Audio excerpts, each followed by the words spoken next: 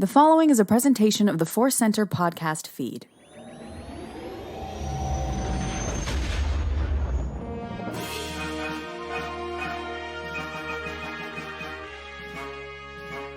From the center of the galaxy, but also right here on Earth, searching for artifacts, this is Force Center presents Indiana Jones and the Perilous Podcasts, and other center broadcast right here, first on Patreon and then for the public later on. That is a rambling, long intro to just say, I'm Joseph Scrimshaw, and I think all the things that you said are important. It is Other Center. It is Indiana Jones in the Temple of Doom. It will be on Patreon, but then to the public.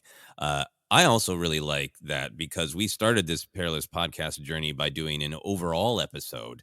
The episode number of our podcast is one off from the actual film. So this is episode 3, where we're talking about the second film, which actually comes before the first film. So the chronological confusion continues. A Lucas trait in a lot of ways. Just release them how I want. That's all we got to do. Yeah. No, well said. Well, yeah, we are going to be looking at Indiana Jones and the Temple of Doom, released in 1994. A lot of great stuff in it. Conversations spill out of this movie in a lot of different directions, Joseph. It's going to be fun. Yeah, exactly. Indiana Jones in the Temple of Doom, like you said, released in May of 1984. It's just under 2 hours runtime. Story by George Lucas, a screenplay by Willard Huyck and Gloria Katz. Directed by that guy, Steven Spielberg. Willard Huyck and Gloria Katz, fairly significant in that they were, I think, Lucas's go-to writers when he had an idea and just didn't want to sit down and write. Before he had his desk that was a door that we all know from the Phantom Menace. Behind the scenes, they wrote American Graffiti sort of with and for Lucas. Infamously and allegedly did some work on the original Star Wars film, obviously Temple of Doom, Radioland Murders, Howard the Duck. So just responding to that, starting from the get-go of Raiders of the Lost Ark, written by Lawrence Kasdan, and then these writers who are so Lucas associated, do you have just any sort of reaction to that and how that creates differences or tensions between Raiders and Temple of Doom? Yeah. It's interesting to even start with the, some of the behind the scenes stuff on Kasdan being like, I wanted nothing to do with that one. It was dark. Yeah, I wrote down that quote. It's from a 1999 book on Lucas's life, where he says, "I didn't want to be associated with Temple of Doom. I just thought it was horrible. It's so mean. There's nothing pleasant about it. I think Temple of Doom represents a chaotic period in both their, Lucas and Spielberg's, lives, and the movie is very ugly and mean-spirited." So wanted to get that out. I have some understanding and some disagreement with Mr. Kasdan on that one. We'll get to our overall reactions, but just wanted to throw that quote out there. But for you, does it register? We're such Lawrence Kasdan fans. He is the master of this kind of pulpy but relatable dialogue. I don't know. I'm making this up as I go. Never tell me the odds. All of it. Are you affected by the change in writers? I actually think I am. And I've always said, and we talked in the overall episode, I think Temple's the one I've watched the least, interacted with the least, connected with the least, but it's been fun to look at it through this lens and have a newfound understanding for the film over the last couple of days. Just kind of, I know a lot of people, and I think you might be in that category, sir, of just people who, there's a lot here. And I did not grow up with it. In my regular rotation. And I think subtly there could be some of that vibe there where I think I tend to go more towards what Kasdan set up. And this has a little bit different vibe, obviously, but also intentionally. So we'll talk about that. And, it's interesting. They seem to know George so well, which means they can maybe weather some of his storms in a different way. Raiders, Kasdan was so young, right? I think one of his first ones out of the gate. So different vibe, though he seemed to really, put a lot of his stamp on it anyway. So yeah, overall, I do feel the difference. Doesn't mean I don't like it because I just watched American Graffiti again and they're behind that. I love that. And Howard the Duck and Radioland Murders maybe weren't the successes that people wanted them to be, but It's fun. It's a fun. They're both fun vibes. Yeah, I can't. I have never seen either of those films, and I really, really look forward to watching them. And talk about other center. We could sometime just do Lucasfilm Center. That is everything, Mm, everything, or everything that yeah, we haven't talked about yet. Since yeah. we've It's covered been a Star while. Wars and talking Yeah. Indiana Jones now, so we will get into the heart of Temple of Doom. I heard that coming out of my mouth, and then realized this film is infamous for removing hearts. We will get to the Yeah. still beating heart of Temple of Doom in a moment, but we always like to talk about how we actually absorbed it. I think sometimes that does affect the way that you process a film. So, how did you go about watching Temple of Doom this time? How is it different? Did you do anything to prep for this discussion? I did more research. I was excited to watch this with this kind of Force Center, Other Center lens that often has changed my, understanding and my connections to other things. The Clone Wars, a series I've always loved, but I hadn't gone back and looked at it before. And it's changed some of my thoughts on episodes that I used to think I hated. Meeber Gascon, all this stuff. And now I see it from a different lens. So I was really excited to do that. But I said in the overall episode, so go back and listen to it. I won't repeat the story. I was there, man. I was in the theater in May of '84, and I was terrified, and this scared me. And my dad was felt bad for bringing me, and my mom was upset. And I think my mom's the reason PG-13 launched. So that whole story's been told before. Check out that episode.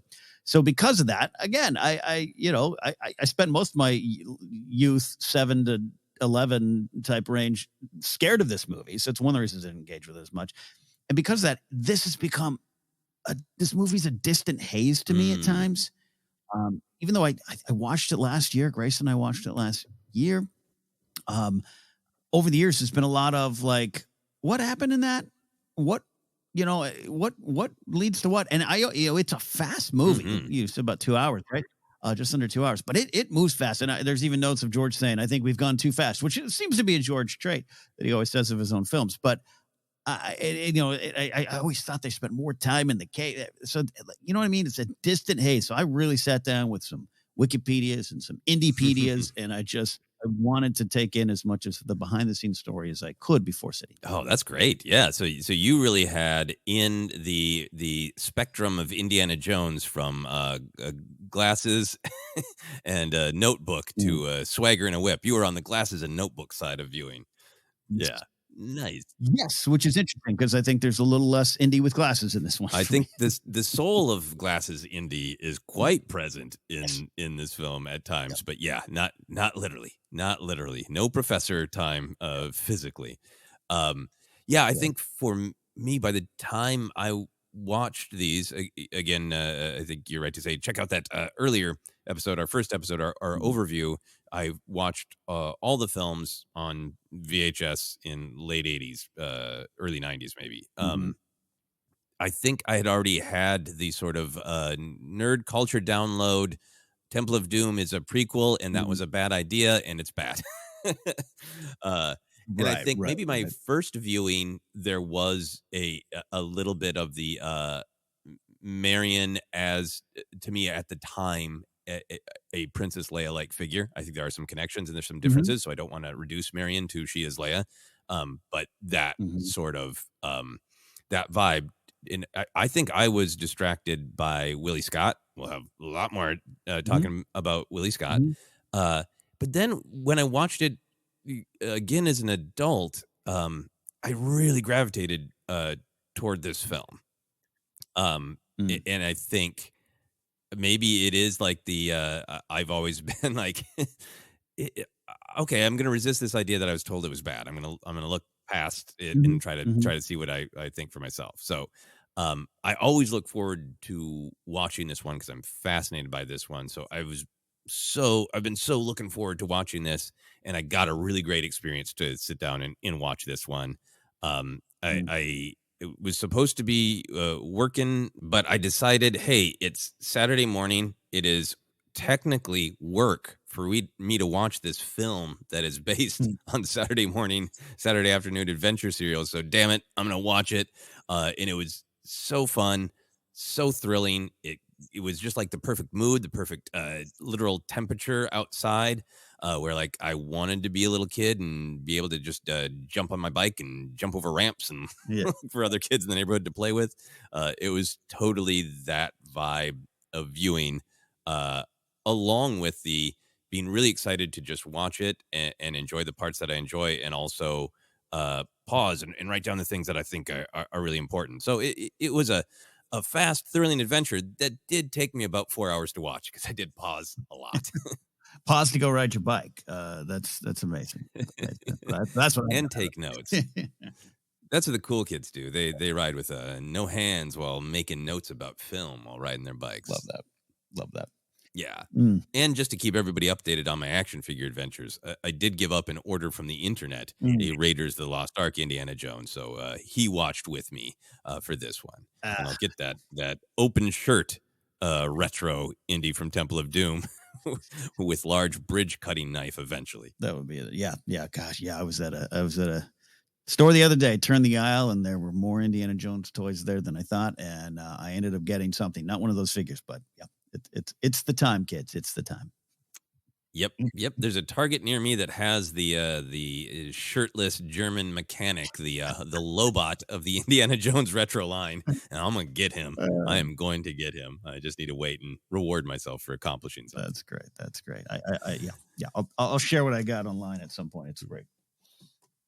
Oh, nice. Looking forward to it. All right, let's get into our overall reactions. I guess warning. I have a lot of kind of big picture feelings that I definitely want to discuss ahead of time. So we're going to take a moment to really talk about overall feelings, since this is a really different film, and then we will get into the heart of the big ideas and themes.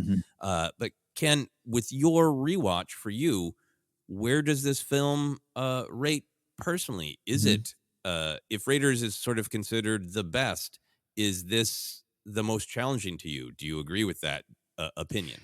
In a way, yes. So yeah, if we're doing just a straight up ranking, if we're some generic YouTube channel, I'd say this is 3 out of 4 for me. Raiders being the quote unquote best, Last Crusade my favorite to watch. But I can't wait till we get to Crystal Skull, because I really like Indiana Jones himself more in Crystal Skull at times. And I just haven't watched Kingdom of the Crystal Skull as much. Like, I hardly watched it because, like you said, the pop culture download in my brain was, oh no, we don't watch that one. Yeah, this one becomes the hardest to engage with. At least it has for the distant. That I've like I said, that distant haze I have towards this film. I just don't know. So almost by default, it ranks lower. Yeah, that makes a lot of sense. I think for me, I said this in our first episode I think it is one of those films where I fully acknowledge some of the flaws, and I don't think it is the best made in any way, but in some ways it's the most fascinating and the most thrilling. And there are parts of it that are like, to me, like, no, I don't have any caveats. That part is phenomenal. That's great. I understand why other people might not like it, but these parts I love. And then the parts that are dark, weird, upsetting are like, yeah, I like things that are dark, weird, upsetting sometimes. So I get why this and Gremlins held hands and created the PG-13 rating back in the 80s. Yeah. I get that. I would never challenge anyone and say, this isn't a dark film. But I actually really like that. So in some ways, this is my favorite to watch, in the same way I don't think Attack of the Clones is the best made Star Wars film by any means, but in some ways it's my favorite. So I would say that I absolutely love Temple of the Doom. 2 thumbs up with a giant asterisk about some of the representation issues, which we will get into. Yeah, absolutely. We will, and we should, and we are. But I do think this was one of those for its time movies in terms of technical achievement, where you're right, sitting in the theater made of 84, I couldn't believe what I just saw, right? And then you go back and watch things now, and I could see there's the dolls in the rafts, the dummies. I could the cart chase sequence seems a little different, but you're right, it is thrilling. And as we go into some of the details, I think there's some moments in this film that are actually more you could consider trademark Indiana Jones than the other films that show up in other things, including theme park rides and everything. They come from this movie. and Oh, that's something I can't overlook. definitely. I think my really big picture overall reaction is I know I say the word pulpy a lot because I really enjoy that aspect of the shared history of Star Wars and Indiana Jones. But I think that's why I gravitate toward Temple of Doom. Is to me it is the most pulpy in the best ways and the worst ways. Mhm. The pulp magazines where that description initially comes from, and then from the actual pulp magazines it gets transferred to some of the paperbacks of the 50s and 60s that are lascivious and dangerous, and then into some of the early filmmaking of the time. All those things can be considered pulpy. Mm. And I think for me the root of that, of what makes it pulpy, is it's trying hard to sell itself by being thrilling. This is more exciting. Like, great, you can read some great literature or whatever, but don't you want to see adventures where Yeah, yeah. people fight monsters and beasts and go to strange places? And don't you want the men to be just like a little dangerous? And don't you want the hint of forbidden sexuality Mhm. around every corner? And yes, it can be exploitative, but it is also a representation of proper society doesn't want you to talk or think about sex except for stay in these lanes. Mhm. And pulp offered an opportunity to be like, Mhm. but let it out. Yeah, right. It's real. It's a part of us. Um, Mhm. so pulp, in its effort to grab attention, is interested in the thrill of danger, Yeah. playing with the darkness of these are things we're not supposed to talk about: cults and Mm. monsters and scary sexuality, and even subverted tropes of who gets to be sexual, Mhm. uh, playing with the dark and dangerous corners. I think Temple of Doom explores that in this great way, in that it is thrilling. It Mhm. is fun. It does wrestle with what is good in the world, and then what are the values that might oppose that. Mm. Um, Mhm. and even that opening dance is kind of pulpy in the best way. Yeah. Of not only is it the thing that Lucas loves to do, which is to pull from all sorts of genres. Mhm. I think it's really interesting that he had the idea of like, let's throw a whole Busby Berkeley dance number Mhm.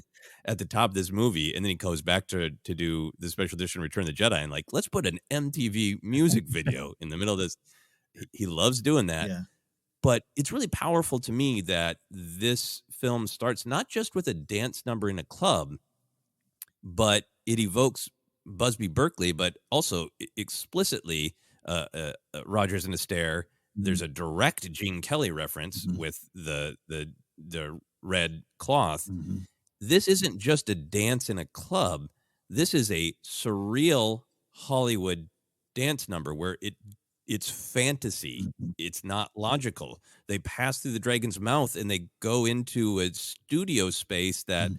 we as the audience are not invited to see in any way Mhm. how that correlates to the actual physical space. So this film begins with like this ode to over the top fantasy indulgence. And I think that is pulpy in its own way. Yeah, I think that's very much the core of Indiana Jones, and I think that's jumping ahead 2 movies to Crystal Skull, where I just don't think that movie got a fair shake for some of the same things it did, and we'll get to that movie when we get to that movie, but I think so. I sometimes over the years will look back at Temple of Doom and been like, but it's pretty crazy, right? Yeah, you all seen that? Why aren't you not connecting that to other films? Like they jumped out of a plane with a raft. You all seen that? And I do enjoy that aspect of it. And it's so funny what the tagline of this film is. If adventure had a name, it must be Indiana Jones. I don't even know if Indiana Jones himself would agree with that, but that's what he is, right? Yeah. I just want to get back to my university. But I think you're right. It leaned into it. And one little blip of a thought here. This movie has more of the 80s hallmarks, good and bad, and we can talk about the bad, celebrate the good, than the others in the franchise. So it's fun to watch from that angle. This is why I love what you're saying. You're leaning into the pulp history of it there. And I think absolutely that's what it's inviting you to do, to slide on into this wonderful, magical world where Indiana Jones is also James Bond for a scene here. There's a lot going on. I've always loved Club Obi-Wan, but Raiders is part of that early blockbuster template, right? I was going to ask you, like, going, this is 84, so we've already had some 80s movies, but I think from here on out, yes, you got E.T., everybody, I get it, but like the Amblin era, the movies trying to capture this vibe, you got kids, Goonies follows, Ke Kwan gets the Goonies, like this one is like very much it's of its time, in a way the other ones aren't as much. Yeah, I think so. I mean, and it's literally of its summer, right? The Gremlins, Ghostbusters, they all have this mix of fun and fantasy, and they're kid friendly, but they're extremely dark and adult at the same time. Yeah, we can do Ghostbusters Center sometime. Well, I finally seen it after all these years, so yes. I understand with some of if your parents took your He-Man action figures away, I understand why they might not be rushing you to see Ghostbusters in the theater. Yeah, I would agree with that. I think it has iconic Indiana Jones moments. I think it solidifies, some of the 80s tropes. I definitely agree with that. I also think that it's such a great song choice to tell you what you're getting into, to have the song Anything Goes, which is Cole Porter song about sex. In olden days, a glimpse of stocking was looked on as something shocking, but now heaven knows anything goes. My favorite iteration of it, and the first one I heard, is on a Sinatra album when he's making his big comeback and Capitol Records, and adds the line, "Let me say before this record spins to a close." So a meta line in Anything Goes. There's a lot of that in the history of the song. That's this winking awareness, which is another thing that kind of brings it into this realm of pulp, of sexuality, and of, we are going on a no holds barred fantasy adventure. Buckle up, anything goes. It is a theme statement to the film too. Yeah, it's in my themes as well. It's funny, as you're chatting, I'm also looking up, like, who's covered this, because this is one of those songs that gets out there a lot. I mean, Tony Bennett, Lady Gaga, of course, but like for years and years and years, there's been a lot of different versions of this song, and it's we could do a Orther Center on that alone. Anyways, fascinating take. And hey, look, Kate, it is one of the like Tin Pan Alley songs that I think sort of survived the cultural change a little bit more than some of them. Yeah. And also hilarious because my mom will be like, good songs like that one. Like, oh, what's it about, Mom? Anyway. But yeah, it's big and it's bold. And I think that's kind of what was going on at the time. The song, the vibe, the 80s. This is a 1980s movie, where the other two were in that decade, but I don't count them as that. Yeah, no, I really agree. And then I do want to take a moment to talk about some of the representation stuff, some of the really controversial stuff. And for me, that's why I said that I love this one, because it's pulpy in the best ways, and for me, in the worst ways. Of the actual pulps, of course, had a lot of racial ideas that I'm not excited about. Are controversial and upsetting and totally understanding. And I think I've said this before about Star Wars with like the Tusken Raiders. I do think that I find such admiration and inspiration for Lucas and Spielberg and other people taking the things that they loved as kids and excavating what is beautiful and exciting about them, and updating them to what was then the modern time. But then I think you have to be careful with, when you're taking something from an older time, what are you bringing with it that maybe you don't intend to.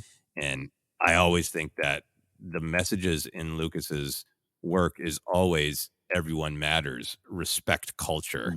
And then every once in a while, I think he just kind of brings in a trope from the actual serials, from the pulps, the way that the Tusken Raiders, even calling them Raiders, can be coded as, the natives who live on the land and attack the farmers, pulling straight from Westerns like The Searchers. And it takes until the Mandalorian Book of Boba Fett to give those characters the perspective and respect that they deserve. and for me, this is a little bit of the same thing of there's parts of the story that I understand where they're coming from. And there are other parts that I think are just sort of without enough examination, stereotypes brought from the past. And I totally understand and respect people who have troubles with this film because of that. Yeah, I mean, going to what you're saying about George pulling forward, Gunga Din, 1939 film was what he was pulling forward a lot of, right? A lot of inspiration for it, and I think so. He gets all, I think he probably claps his hands together and goes, "Hey, hey, hey!" And this is part of growth as a society. This, you look back and go, "Oh, we didn't stop to think that was the problem, but we didn't do it, but now we do." And this movie absolutely should stand out to you. The great white savior trope is one that discussed a lot. This movie's putting that bucket of an example, and it is. And I think you look at it, and again, when I said all the 80s hallmarks, good and bad, this is what was at play, right? and Mm-hmm. and I think we're going to talk a little bit more about their choices, and some that worked, some that maybe are there that maybe don't get explored as much, but that doesn't take away from what's on the screen. And I keep saying this: go back 10 years to comedies. It isn't that the comedies are raunchy or to say what they want. It's just the butt of jokes, the intention of jokes. That's all that continues to change time and time again. And I it's hard to ignore it in this film, maybe more than the others. Yeah. Yeah. So I always do, want to acknowledge that when I talk about loving this film. I think one of the pulp elements that it brings forward that a lot of things did is the mystic East trope. Mhm. That's, baked into the shadow of that's where he got his powers from the mystic East. Mhm. And obviously, uh, Mhm. it's one thing to consider a place that you have not experienced as as someone from the Western culture and go, that's mystic to me. Like it's Mhm. it's not that fantastic to the people who live there. It's their home. And obviously those ideas change over time. So I think there's a little bit of that in this, the mystic Mhm. East trope. Yeah. And then go ahead. I'm sorry. Go ahead. Even in terms of just religion, West versus East, it's something that I even mentioned my stand up set in Harrison Pub when we were out there. It's like Star Hmm. Wars was almost banned in my house because it promoted quote Eastern religions, and that was very much part of the conversation at the time. And so it's easy to code that as villainous, right? That's kind of how it was framed a lot. Yeah, villainous, or I think just for me, sometimes that idea that other places are so unknowable that Hmm. if you can't, if you want to explain where magic comes from in a genre story, there was a time in the world where Western writers would say magic exists at any strange, faraway place, and and I just think it's not a strange, faraway place; it's a part of the world. It's only strange and far away from a specific perspective. So I think it's like even when it isn't necessarily being coded as villainous, Hmm. there's still this idea that of treating another part of the world that can be known. Hmm. Just ask people who they are and what their culture is, Yeah. and instead of I think though in a lot of genre stories now, powers come from space, but there's Mhm. that time where a mystic unknowable space could be Mars or it could be Canada. I don't know. I've never been there, so it's mystic and unknowable to me. Yeah, indeed. Absolutely. Yeah. And then I was reading up on the Thuggee cult because I did want to understand Mhm. more, and I think I had spent a good chunk of time with the Wikipedia page, which cites many different scholars, many different perspectives. But the thing that emerged is it seems like there is cultural agreement that there were various groups of Mhm. people who would steal from travelers, Mhm. maybe sometimes steal from families, maybe use specific weapons, maybe they traveled in groups, uh, but that the cult idea is not super historically accurate, Mhm. and that there is a big picture question of, hey, every culture is going to have some people who rob and steal sometimes. Mhm. That's human culture, in that the sort of weight to this idea of the thuggy threat was a delusion, exaggeration of British colonizers. Yeah. Right. Yeah. Yeah. And the British Empire definitely present in here, huh? Yeah, Yeah, and there's some fascinating stuff with that, which we will talk about. It is always. I want to be really clear. I am not an expert. I deeply want to be respectful, and always am open to hearing people's real lived experiences. I just read a Wikipedia page, but I want to be aware of it. Yeah. Yeah. Any I think within that, so I really want to say I see these things, I hear these things, I acknowledge these things. I do think there are elements of the film that get lost in the concern about those. We can talk about it in more depth, but I think so much of the film wants to show Indy's cultural respect and ultimately wants to be a film about him respecting the Shankara stones and their place within the culture and understanding the perspective of the people who have a cultural right to that object, what it means to them. So this is yet another one of those moments where I feel like the intent is to be respectful, and the execution of that respect is not always great. Oh, it's great, and sometimes reception over time gets muddled, or like you said, not muddled, maybe not the right word, but just and concerned about the big picture. Sometimes the little details are overlooked. We talk about the dinner scene too, and just maybe the intention versus how it came across. A lot of stuff there, and yeah, never to toss any of it under the covers there, sweep it under the rug. I think there's even things that are, Willie Scott brings forth a lot of interesting points, but also, the intention of the character being different than Marion. I think her growth, where she ends up, I think all that stuff there. The stuff with Indy, the scene over when they first get to the village and the food scene itself. I think some important stuff there, but but this goes to even how you and I discussed, even like when you're putting art out there today, or jokes or words out there today, just being able to look at not only what you're saying, but how you're saying it is important. So anyways, that's where I lead into the conversation on it. No, I really agree. And we'll, as we discuss the big picture themes and ideas, I'm sure we'll get into some more of these specific moments and how they're interpreted and why. Other big overall thing I just wanted to share really quickly is the James Bondness of this. That's the infamous way that this whole Indiana Jones adventure gets started, of Spielberg saying, I want to do a Bond adventure, and Lucas going, I got something better than Bond. And there are elements of the globe trotting hero in Raiders of the Lost Ark. But it's fascinating to me that this is so much more James Bond in attitude, structure, specific James Bond scenes. There's obviously the direct reference with Indy's jacket in Club Obi-Wan, the white jacket, bow tie, red flower from Goldfinger, which would have been a huge smash hit when Spielberg was about 18 years old. But then there are a lot of other James Bond scenes and tropes. There's the polite dinner scene with the person that Bond / Indiana Jones suspects of being the villain, where the tactic is to just poke them and see how the villain reacts. The scene with Indy and Willie having their sort of mating ritual is like, we got in Raiders that Indy and Marion had a relationship. We got Marion's desire to have sex again, but then Indy falls asleep. So like, romance and sexuality is present, but this is just a straight up James Bond scene. This is we're here tonight, let's have sex. We're bantering. There's passion exploding. Yeah.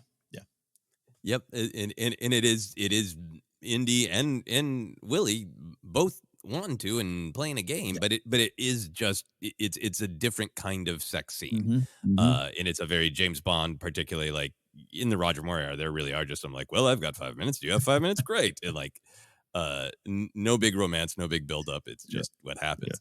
And then also just structurally that it feels a little bit more like Indy's got an opening action scene, then he gets his mission, then he goes to the place where the villain is and kind of pokes them a little bit, and then does a big attack on the villain's lair, and the end of the film is this big escape from the big weird lair, almost like the Blofeld's volcano in You Only Live Twice. So it's just the whole thing just feels, moves, has more James Bond in it. Yeah, even Molaram kind of explaining his plan, what we're here for, why you're being tied up and tortured. Yeah, I think there's you're absolutely right, and which is interesting because there's some quotes in there about Spielberg looking back on this and going, my heart wasn't in this one as much as the others, which is obviously true from his perspective, but definitely his influences, definitely his joys, and definitely what he grew up on is in this just as much as the others. Oh yeah, no, I mean, there's a ton of yeah, that's a Spielberg shot. Yeah, that's a Spielberg moment. I mean, some of the most Spielbergian shots, them Indian short round giving one another their hats back is yeah, one of the most Spielberg shots I've ever Spielberged. It's yeah. So yeah, I think big picture for me, I think this film is got great action, comedy, horror. It's like a thrill ride, a roller coaster ride, but like a dangerous one, like a rickety one set up at a county fair. Yeah, literally. Yeah, no, I agree with that. Yeah, literally. Yeah. Final thought for me before we dive into it here. I was thinking maybe moving this a little bit later in the conversation, but I think it really affected how I took in this film this time around and doing the research. Spielberg understanding the challenge of doing a second one, which again, Empire Strikes Back. I'm trying to think of another example. Jaws 2, not really. I don't know. We're in that era where the franchise. We're talking about it now. It's just normal conversation. We're talking about movies and movie news. Back then, maybe not so much. Bond, perhaps the best example. I really, really, really love what he said here. If I may share the quote: "The danger of making a single." Please. Danger in making a sequel is that you can never satisfy everyone. If you give people the same movie with different scenes, they say, why weren't you more original? But if you give them the same character and another fantastic adventure, but with a different tone, you risk disappointing the other half of the audience who just wanted a carbon copy of the first film with a different girl and a different bad guy. So you win and you lose both ways. And that makes a lot of sense now. It made sense then. But to look at this with that lens of, cool, we're going to do this again. We've got to be different. We want to be different. It's not unlike that prequel lens when you look back and go, yeah. George was absolutely setting out. Did it feel different? That's what he wanted. That's what his intentions were. And so for me, I like it when Indy's fighting Nazis in the desert, right? And so I always think of this movie. I don't know. I don't like it. I don't like it as much. Just to hear that and have that note going into this viewing, made me really appreciate everything they did, including things I didn't like as much in the past. Willie Scott screaming and all that kind of stuff. Still might not be some of my favorite, but when you just kind of acknowledge, oh, this is what was intended. That's what I'm picking up on. You engage with it a different way. Yeah, no, the behind the scenes is about an hour long. That's attached to these Blu-rays I got. Which I think are edited from the 2008 ones because it was slightly different. But, Lucas says, both Lucas and Spielberg said, we wanted it to be a little bit darker, that Lucas thought it should be the dark second chapter, even though it was a prequel, and Spielberg was all on board, and that they both kind of feel like the darkness got away from us, and we thought it was more balanced than it was. And Lucas says on there, yeah, it's going through divorces in a bad mood. But so I think with a lot of the things in the film, it was intended to be dark. There is just a question of, did it get darker than we meant it to? And for me, the darkness is not a problem. Yeah, it is absolutely upsetting when Indy hits short round. It is upsetting to see the children in that in the situation that they're in. But I like that it's a different tone, and I like that it truly does feel like Indiana Jones got in a completely different adventure than he did last time. And I think maybe that is one of the big reasons that I'm drawn to it. Yeah, and you being an Attack of the Clones fan, it makes sense. And like I said, different point of view on it now, years later for me.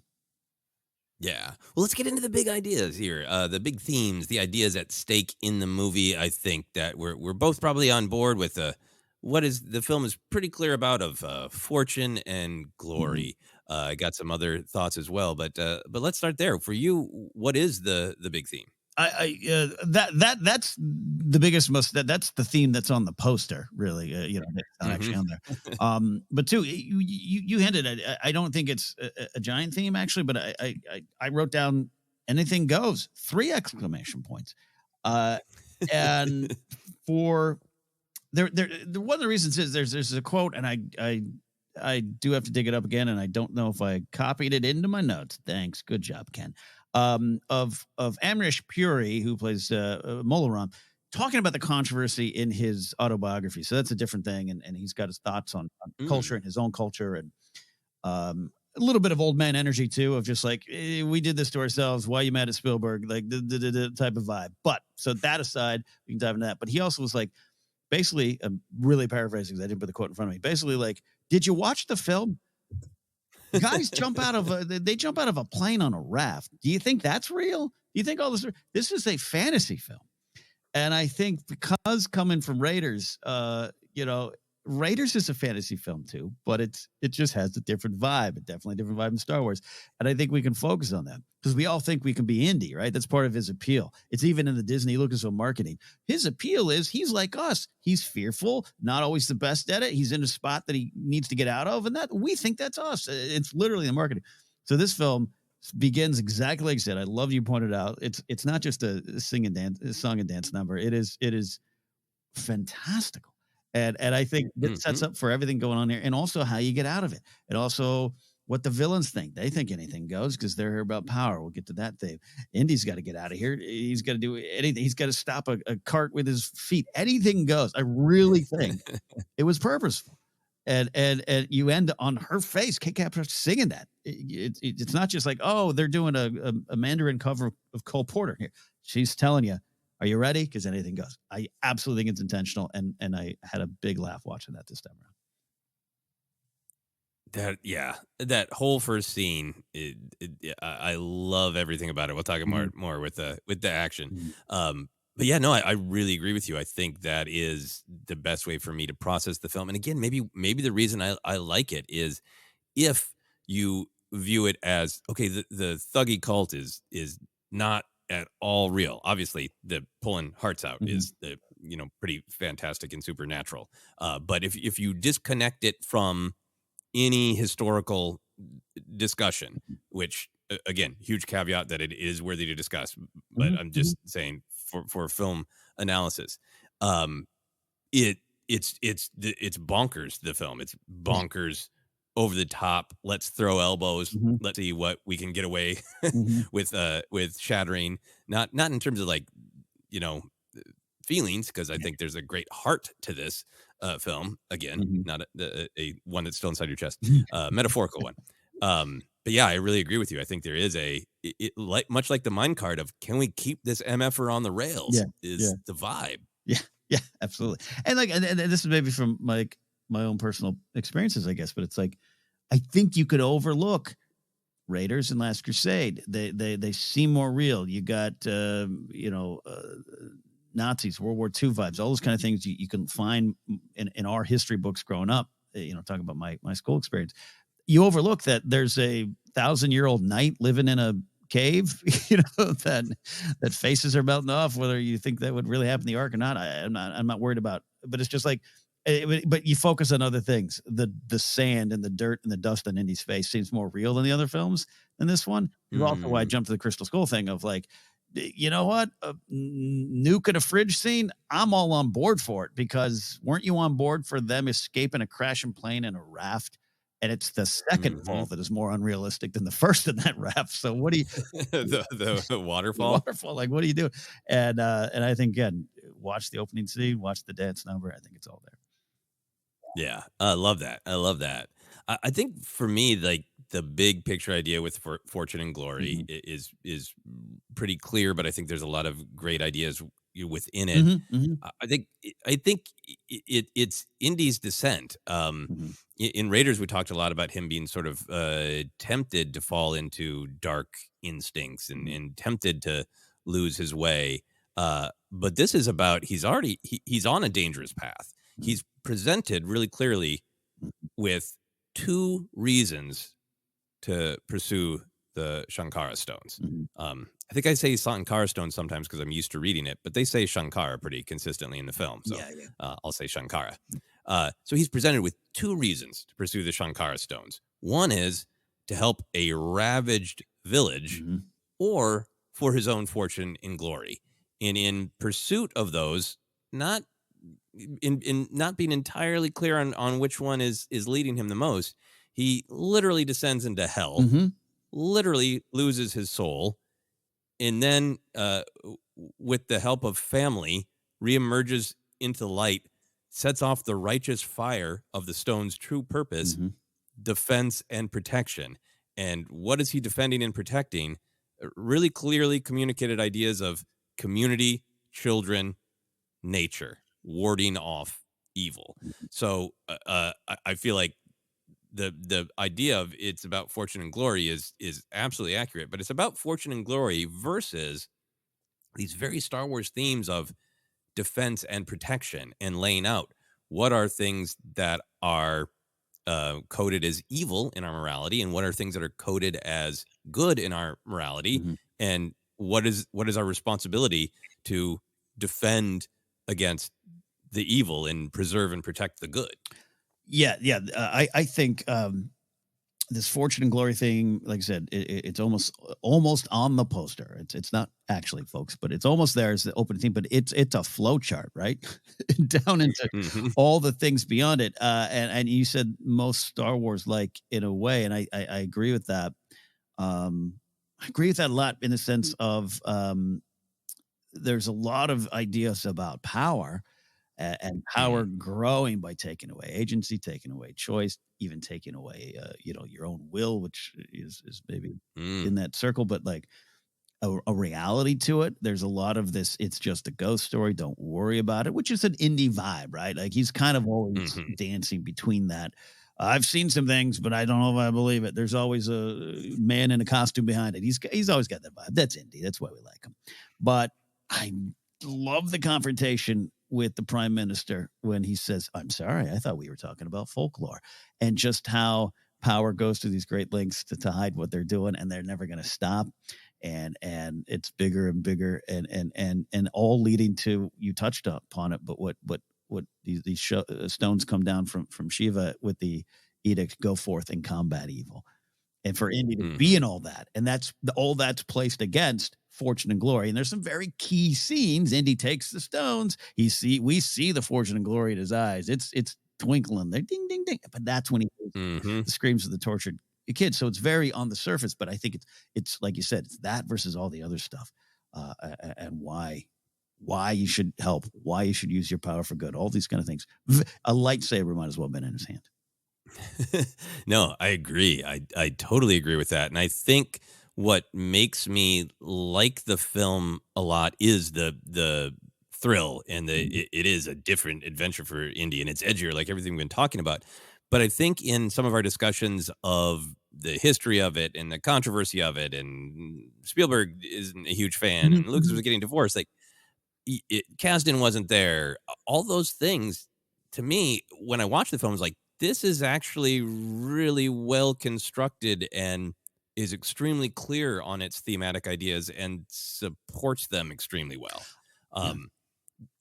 Sorry, go ahead. No, I really agree with that. And I think go with me here. This might be a little left field, but like some of the things that you and I and Jen and others on Force Center, communities might complain about, where we're just like, we all know too much of how the meal is made these days with movie news and scoops, and we carry that in to the films. I think over the time, you've listed a checklist of all the stories we know about this film, and they're all valid, especially the ones about some of the issues around it. Spielberg's place in life. We know those, like, as much as we know this movie. I think we know them more than this movie. I think that's one of the things that it was fun for me to like go. It doesn't matter what Spielberg thought about it. What was up there? What was there? Still doesn't have to be my favorite, but what's going on in this film is not discussed as much as, well, divorces. Yeah. Got that. What's going on? Yeah. No, I think that's a really good point, and I think that is, the power of engaging with the film itself as well as being aware of Mhm. the behind the scenes, but not letting the behind the scenes become the movie. Like, Yeah. I used to make jokes when the DVDs with all the bonus features were really popular about they should just start putting out those DVDs with the film isn't there. It's just people talking about a film that doesn't exist because we can get so fascinated with behind the scenes. Like, let's look at the actual movie disc. Is an example of what I'm saying. The fortune and glory thing is very clear because Indy lays it out.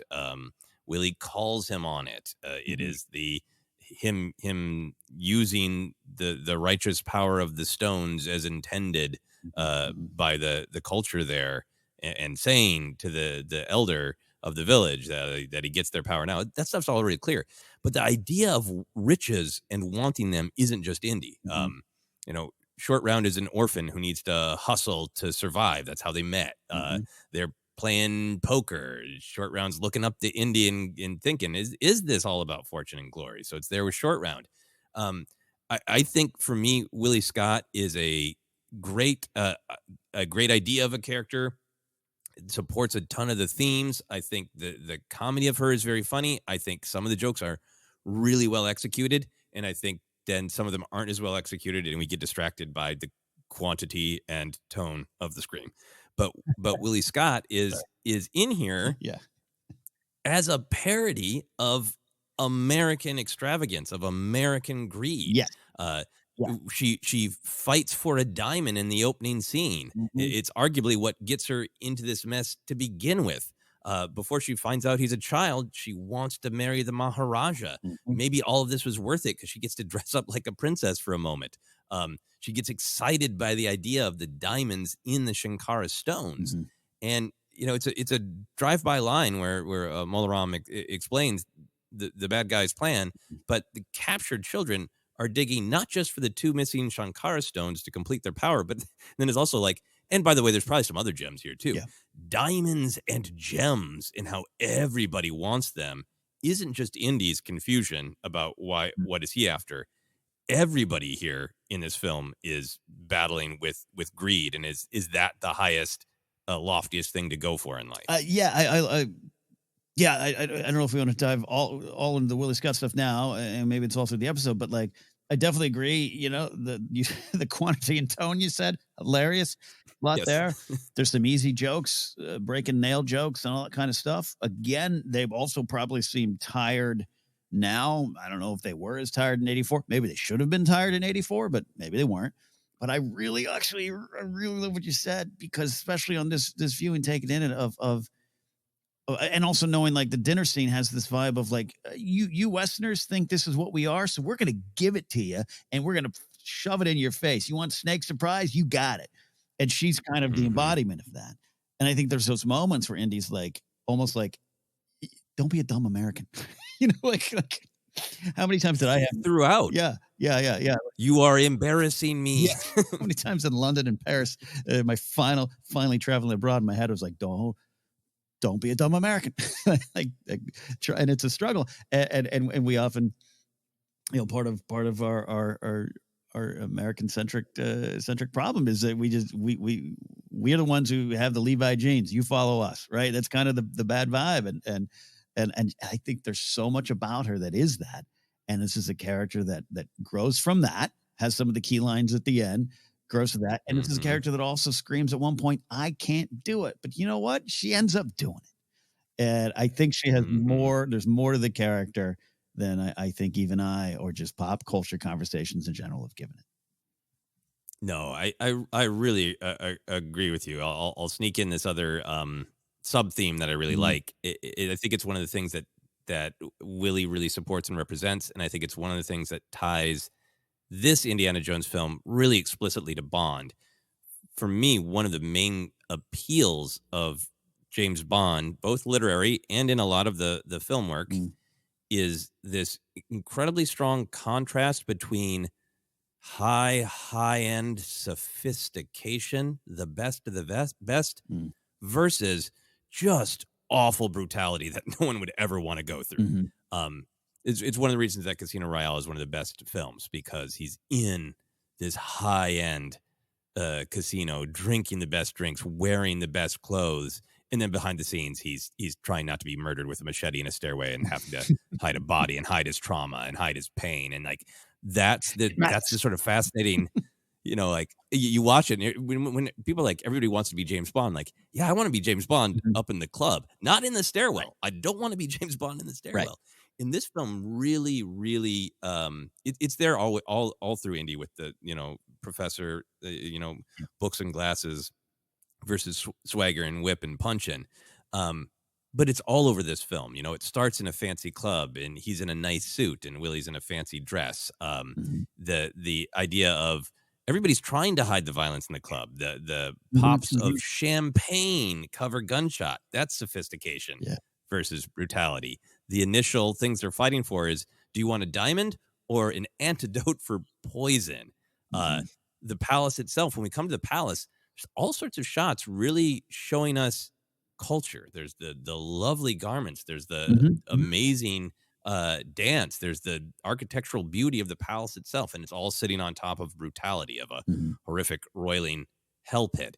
And I feel like a lot of Willie's perspective, a lot of Willie's jokes, it is about the parody of American wanting extravagance, but I think it also supports this theme and this fun mood of sophistication versus brutality, because all of her perspective is initially material. She just wants the finest things. And it's where all the comedy comes from. She's this, to me, this fun joke is, what if James Bond complained about his adventures for the entire film? And to me, it's a really great joke, a really great perspective. And the issues are, I think there's mixed results in the execution of it. So I love it conceptually. I love where did my gun go? I broke a nail and I threw it out because it was too hot. I love that. Maybe the screams are a few too many, but I feel like it's all coming from this idea of sophistication versus this kind of brutal, gritty world that Indy lives in. Yeah, I think it maybe in the end at times maybe it becomes too easy just to write off the character, because again, I think clearly not we, but pop culture over the years has.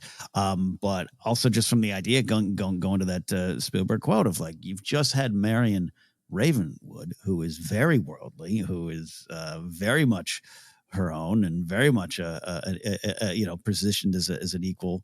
I'm your goddamn partner for Indiana Jones. What do we do? What challenges him? What's different? It's someone that's going to embarrass it. Someone doesn't know. Someone who's against, it stands, on the other side of maybe some things he's about, but also maybe Indy sees some of himself in that as he pursues fortune and glory, runs into problems, accused grave robber in Honduras, all these things about him. Maybe he's asking some questions based on this. And again, she does have some change and growth, I think. I think so too. Yeah. And I get that you can watch it from the filter of Marion does get rescued a couple times, but she is much more close to equal. And you watch all the interviews with Karen Allen, how much she sort of fought for. I don't want to just stand around in the market. I want to hit some guys with a pan.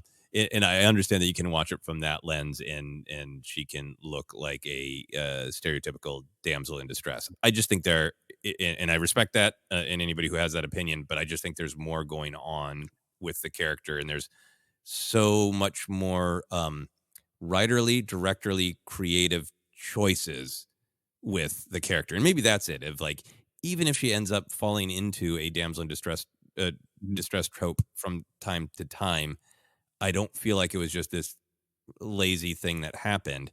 She's meant to be a parody of American extravagance. She's meant to be a parody of somebody who initially can't even abide the smell of an elephant and then fights her way out of hell.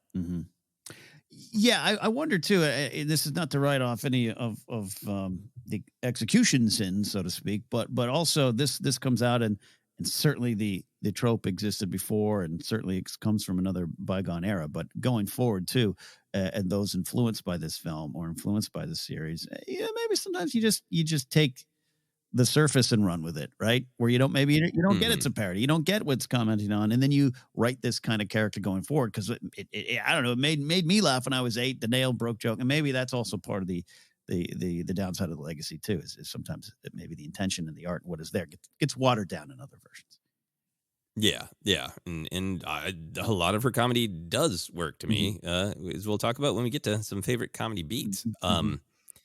Going back to our fortune in glory idea, I do really think what happens in the village is so important, and one of the reasons that I feel like it's got a lot of very Star Wars, not just good guys, bad guys, light side, dark side, but let's Mhm. um, define those. I think you said some great things about the villains. About it, it is about greed. It is about ultimate power. It is about taking away people's agency in every way. I think that's a great call. But on the other side, you get this picture of, you know, the village's plight is the problem of the movie. It is Mhm. the true mission, and all of these things that are coded is uh, wonderful have been disrupted. A community, Mhm. family, nature, balance. It's one of the more successful scenes to me when Indy is translating for the benefit of Willie and Short Round and saying everything that the village has been through. Mhm. It lets it really sink in that the water has dried up, the animals have turned to dust, Mhm. the children are all gone. Mhm. It is nature disrupted, and this sort of natural order of here's a community that's in balance with their environment Mhm. that values family, all those things, you know? Yeah, very much so. Very much so. In you look at the next generation being gone, right? And this is how cultures die. This is how communities die, and all being there, and those on the other side who would take it from them. Yeah, and I think there is even within that some. I think Lucas is already always interested in sort of punching up at the wealthy, the gatekeepers, and even if it wasn't, Mhm. as it turns out to be, a scary cult, um, it's the palace raiding a village for its resources, Mhm. and I think there is some of that very classic um, defense against Mhm. the rich abusing the small community, which is present so many places in Star Wars. Yeah, no, 100%. You could taking away the cold aspect of it there, but yeah, it's a government, so to speak, not taking care of the people underneath it. Yeah, perhaps, yeah, even not even not taking care of them, but directly abusing Right. them. Right. Yeah. So you said a lot of, I think, great things of kind of how these key moments are played out. I think it's one of the great parts of the film to me is it does seem like Indy is affected by the village's Mhm. plight. Like he thinks this is awful and he's fascinated. But then he gets zealous when the escaped child brings the torn paper. Mhm. How do you wrestle with that? Obviously, he explicitly says that once he gets the clue that it's fortune and glory. But do you believe him, or do you think a part of him is initially motivated also by the plight of the village? I think India has a desire to do good, always, right? And this is something that we'd already seen. But again, Raiders happens a year later, so maybe he's gone through some changes. But I love that scene because even in my notes, I'd started to write some notes down on the fortune and glory theme because Indy's looking around and going, "Oh, there's a problem going on here." So I think it affects him. I think it affects him. But as that's weighed and then put at odds with his desire for fortune and glory and treasure hunting, I think it becomes even more interesting to me. I don't. It's not quite the duality of man, but it's that kind of. It's kind of that kind of thing. He was on the right path, but then all of a sudden he's knocked off it real quick, and that's how it does happen, right? We all might think we're on the right path, Hmm. doing the right thing, doing good, and some weakness pops up, some pursuit for something bigger, money, fame, whatever it might be. I really love that scene of this kid comes out, he's not in good shape, he's not in good shape, and you're like, cool, Indy's going to help. And I think when I talked up top about, I had a distant haze. In front of my eyes over this film. I couldn't remember maybe some of the beats and orders as much as I remember the other films, which I've seen hundreds of times. This scene stood out to me. As oh, it's a little Hmm. bump. He's still got a ways to go. It's interesting to me. It adds Hmm. it adds complication to Andy. Yeah, and I think the fact that he is, I acknowledge the white savior trope that he's being asked to save Mhm. the village for sure, but he's so respectful, right? And Mhm. of their culture and their food and interested about what's going on in the village, and then it's like the pull of the shiny. Yeah. the pull of like, and I think it's, that whole opening action scene is fascinating and great. And at the end of the day, all he escapes with is his life Mhm. and almost loses that, Yeah. so he's not on a winning streak right now. Yeah. I don't know if Indy ever really is. He gets wins. He doesn't get a streak, yeah.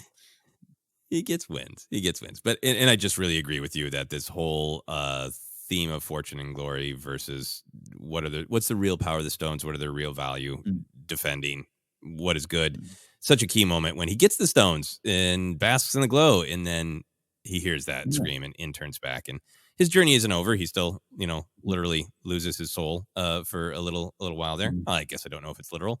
Mm. He loses his agency for a little while there. But it is all about if he truly was all about fortune and glory, he would have just kept going with those stones, and he wasn't. And I think that's, that line about to the village elder of like, I understand their power. I didn't write that line down, so I'm paraphrasing now. It feels to me like that is, maybe he's acknowledging like, hey, yeah, if you invoke them and believe in them, they'll you can start a fire to ward off evil. I feel like it's less like the literal, like, I get it. They burst into flames. It's much more about like almost like a mea culpa of like, I get why you need a symbol to capture what you value most, which is protecting what is most valuable to you, which is community, nature, balance, family. I really think Indy in that moment was like, I understand the themes now. I watched the film more closely and didn't just read the behind the scenes. That's how I take it too. Yeah. I got one other bigger picture idea that I want to discuss, but I'm also curious if you have other thoughts. No, that's some of the big stuff there. We definitely, I really wanted to get to the Willie stuff there, and I think we did, and it ties in well to the other stuff. So no, hit me with your best shot. I think this theme overlaps a little bit with the fortune and glory and what is valuable, but I think the film has got a fascinating focus on family and children. Mm-hmm. There's a decision to do a dark second chapter, and everybody's on board with that, and yet somehow they're also like, and it's got to have a lot of kids, which is an interesting choice to me. The plight of the village could have just been the horrible famine and the theft of their sacred object. It could have been that half of the village of adults or half of the village of all ages had been taken, but it's the children. We get to hear how awful it is for the children about the living nightmare lives they can't wake up from. So it's explicit with the children. And then Short Round's presence throughout is a sidekick. We haven't talked about a lot. I think Short Round is great. I didn't see this film in '84, but I grew up with Short Round because everybody who did get to see the movie told me about Short Round, pretended to be Short Round on the playground. I knew some of his lines and his moves. But he's got an extremely powerful presence in the film, because it's not just Short Round, it's Willie's presence too. Of this is his dark, pulpy movie, but this weird group of characters is coded as a nuclear family, almost like 50s and 60s films did this explicitly. Of maybe you can be a little wild, but at the end of the day, you got to remind the audience that nuclear family, mom, dad, 1.5 children is natural and right and good. A lot of sitcoms, that was their mission, to remind everybody that this is the way it should be. And in this dark, dangerous film, this film in some ways can be looked at as like, this is Indy's National Lampoon Bad Vacation family trip. They're camping, they're dining. The kid knows he's got to get out of the way because mom and dad are going to make another child for the nuclear family. There's a lot going on in the coding of family, and Short Round really being coded as a next generation and as a son.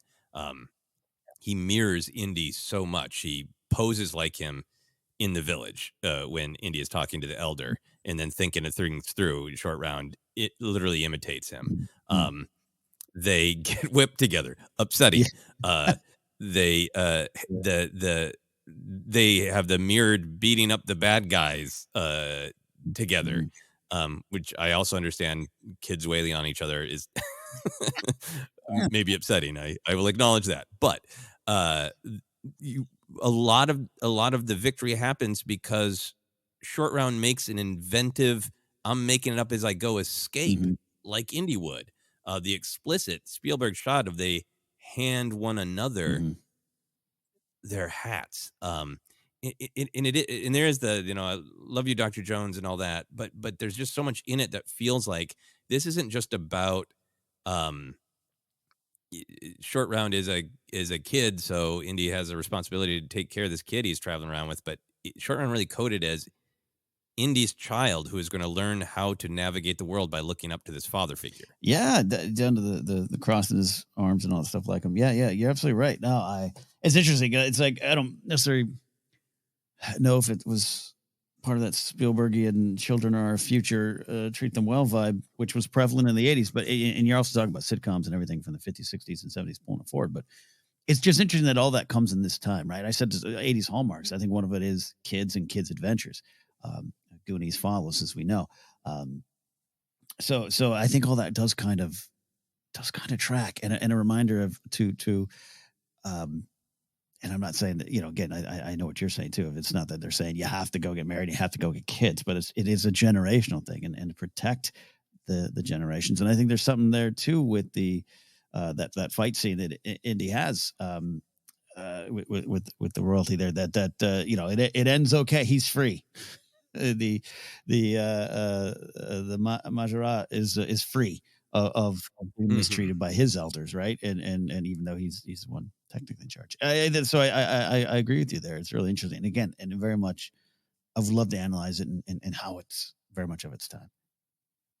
Yeah, but you're right. I mean, that the Maharaja is another child who needs to be helped, and I think that's really what it's about in a lot of ways. Is the village's plight, which is the actual motivation and the soul of the movie, is about a community in balance, a family in balance, and that balance being restored. And then I think that's mirrored by that's what's going on with Indy's adventure. Of Indy is just out for he's going to get his diamond at the top. That doesn't work out. Now he's going to get his fortune and glory, and then he's going to get home. And he accidentally ends up with a family and the responsibility of a father. His capture and possession, I think one of the reasons that it feels as dark and awful, if he was by himself, it wouldn't be that dark or awful. If he was just with Marion, I don't think it would be as dark and awful. But he is failing his family. He is failing as a father, a protector, a guardian of the family unit. They're yelling, "Indiana, help us." And he's doing the exact opposite of what he's supposed to do, of what the stones are for, to protect and defend. And that's what's really lost. That's what's really upsetting, is that he's so far from what he should be, which is a protector. And going in the pits of hell to learn who you are. Indy has this pursuit of facts over truth, but I love when he learns all these hard truths. Yeah.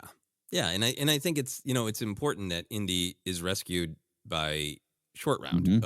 He's rescued by the next generation, and he's rescued with two things: love and being burned with a torch. So true. That's this film in a nutshell. Of like, thematically, what we want you to know is that the love of a child can save a father who's lost his way, but also you need to burn his naked chest with fire. I just looked this up as you're talking. The Zalem Singh is the Maharaja. He's played by Ray Singh, who now is an air traffic controller in Chicago. Ooh, look at that! Amazing. Yeah, I feel like it's a dark movie, but it ultimately is about saving kids. And I was really interested to see that language also be used by the Prime Minister, by Chatterlal. I think I understand, again, that there's a lot in this film that is not great when it comes to representation in politics. But there's also this thread that Chatter Lal is motivated to be involved with the cult because he has righteous fury at being colonized by Britain. Yeah. And in particular, by being infantilized. This is a movie that has children coming out of everywhere, every corner, every frame. And in a movie that is very focused on children in the family unit, Chatter Lal says, the British worry so about their empire, makes us all feel like well cared for children. Specifically saying, like, you are taking our agency away. You are treating us like incompetent children. The British won't let us forget mutiny of 1857. All those things. I don't think the film is. I think the film is muddy because Chatter Lal is not doing great things. Yeah.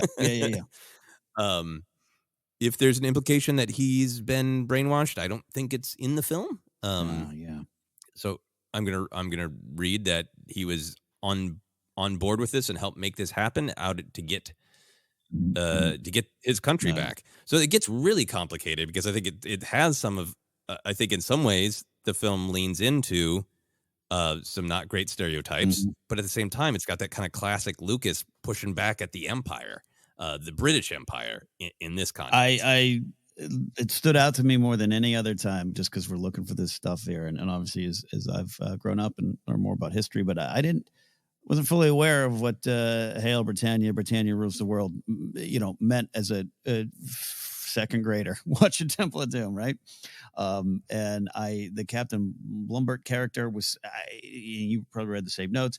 There was kind of thoughts of him being more involved, Chatter Lal being more involved, and then the movie kind of, as it gets pared down, as movies often do, that they focus on what they need and want to focus on. So I think that's a fascinating part of that dinner conversation because you got Snake Surprise. That's what I remembered all my life, right? Surprise. I used to say it to my friends, and I still joke about that. Willie's eyeball soup, and all that's going on. And that's what the movie's remembered for. And that scene is maybe not taken as somewhat intended. But that conversation at the end of the table is fascinating to me about real world politics. What they're trying, what they're trying to address.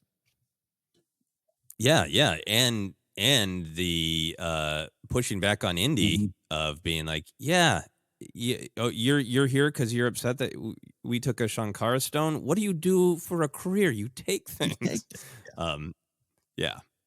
So there's a lot going on there. You mentioned this. I found it on Wikipedia as well. The actor who played Chatter Lal talked about that banquet scene, that it was a joke that went wrong, saying Stephen intended it as a joke. The joke being that Indians were so smart they knew all Westerners would think that Indians eat cockroaches, so they served them what they expected. The joke was too subtle for that film. That is the actor Roshan Seth's take. Obviously, I think people can totally respect being upset with it. I do think it is yet another one of the things in the film that maybe the execution was not there, because I have watched it going like, that everybody involved is either at that dinner is either being controlled by the cult or in the cult, and they are messing with them. So when I watched it as an adult, I did not have any inclination that this film is telling me that is actual cuisine. Right.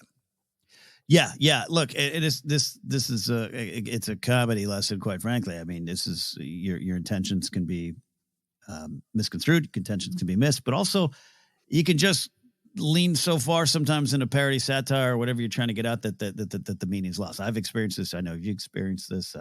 My Groundlings career ended with a sketch that was supposed to be about defending one thing, and it sounded like it was attack on that thing, and I got a lot of heat for that. I learned the lesson of choose your words wisely, because these words matter. So I think it was fascinating. I'm glad you mentioned it. I mentioned earlier too, just like I saw that in notes and was just like, okay, it's a different way to look at the scene than I was raised to. Because again, I'm 7, I'm 8, snakes, ooh, gross, chilled monkey brains, ooh, no one sat down and told me, well, here's what Spielberg meant. Yeah, no, I agree with you, and I really am glad that you make the comparison to real life jokes, because I've certainly had the thing too of I intend this joke to mean this other thing, but it's not constructed to make that Mhm. clear enough to the audience that I'm performing it for. And I think maybe that is the heart of the discussion, is even if it's intended as a joke and intended as um, the people at that table messing with the obviously Mhm. Mhm.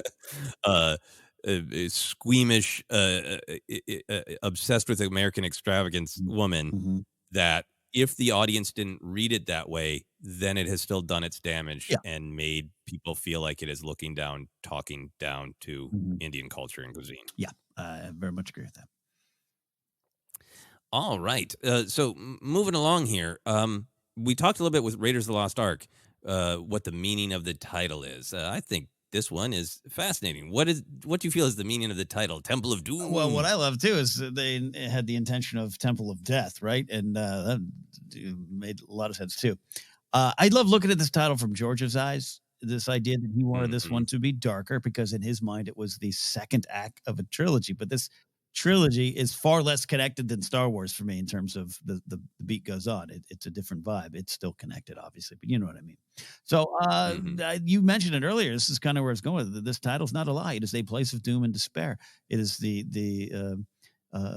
pits of Hades, the fires and flames of hell. It's Exegol was an example now of where you go into and what you got to face. And, you know, Indy going in for fortune and glory, as we discussed, quite simply has to face the darkness and move into the light. It couldn't be more plain to me. And it is a temple of doom. Yep. He descends into a temple of doom, and then he ends by climbing up Mm-hmm.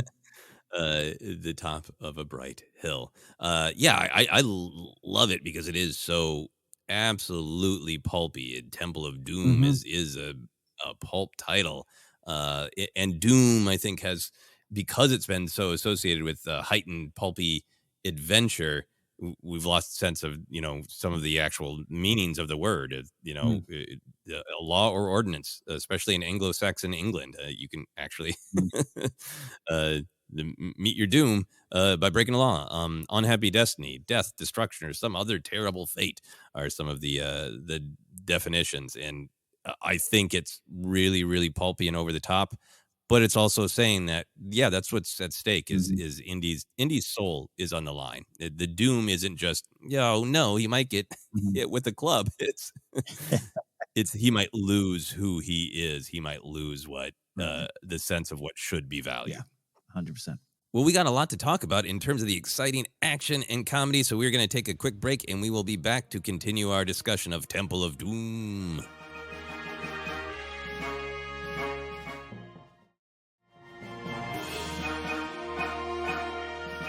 And we're back. Indiana Jones and the Perilous Podcast, digging deep into Temple of Doom. A lot of meaning there, Joseph. But, there's also some great action moments, some comedy, and a lot of things to discuss. So let's go on.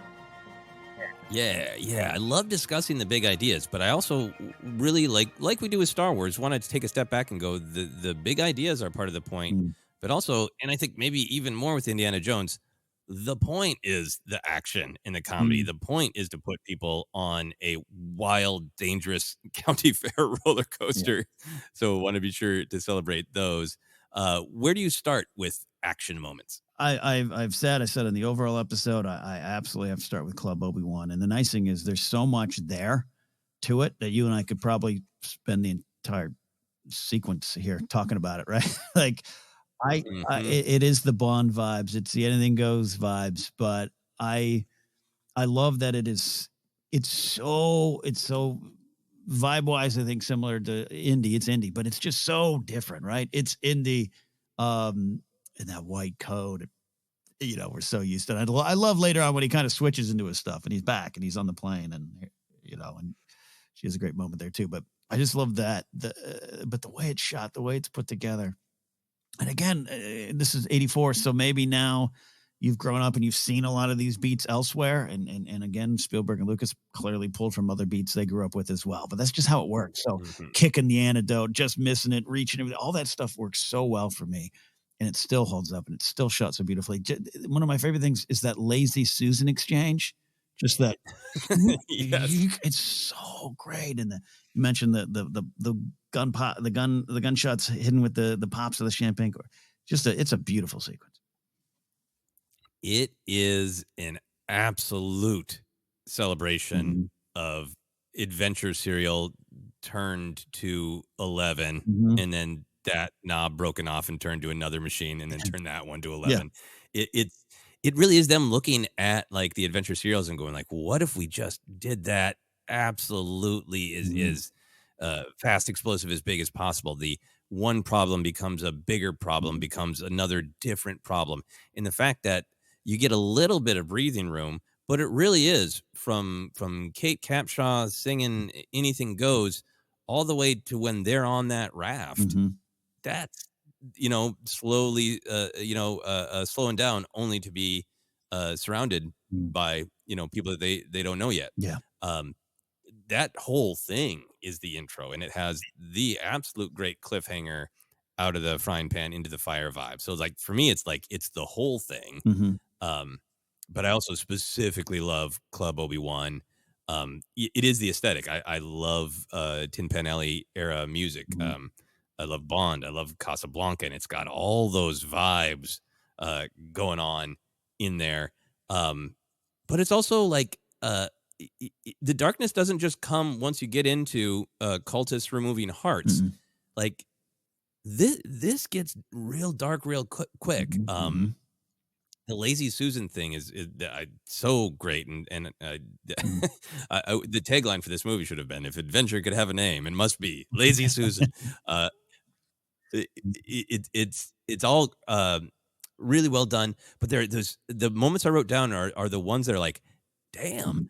uh, Indy doesn't just punch someone; he gets poisoned, and then is like, all right, well, I'm going to escalate Mhm. by throwing a shish kebab into a person's heart. It's a flaming stick of meat goes straight into his heart. Um, yeah, it's like Oh. that's the part of the film that I don't get. I don't have any caveat, any asterisks. It is darker. I get the PG-13. I get why parents had a hard time with it, but that's the film. Mhm. Anything goes. That's where the hero is at. That's the kind of pulpy adventure we're dealing with. Flaming meat to the chest. It's so true. No, yeah, and him immediately. I love him pulling Willie in. A knife to the rib there. Like it plays for comedy. But it's kind of what you're saying too. It's because I just kept thinking like, and I had put this note down and one of my things I question. It's like he's not as professorial as in this one as the other ones. No. Even though he mentions the line, we'll mention again. But um, I was watching this whole sequence last night going, this ain't a teacher. Like this is Indy doing something else. And it's fun to watch. I have headcanon that he went through absolute hell Mhm. to get Nurhachi's Yeah. remains. And this, that's sometimes the thing Mhm. with the Bond or the Indiana Jones ones. It's the end of another adventure you didn't see. Mhm. And I almost just like feel that energy where Oh, he's yeah. just like, I just got cleaned up. I just got patched up. Mhm. I'm on painkillers, but I put on the nice suit to make the exchange and get my GD Yeah. reward. Yeah. And then I run into this. That just to me is his vibe of like I'm getting what's mine. Um, Mhm.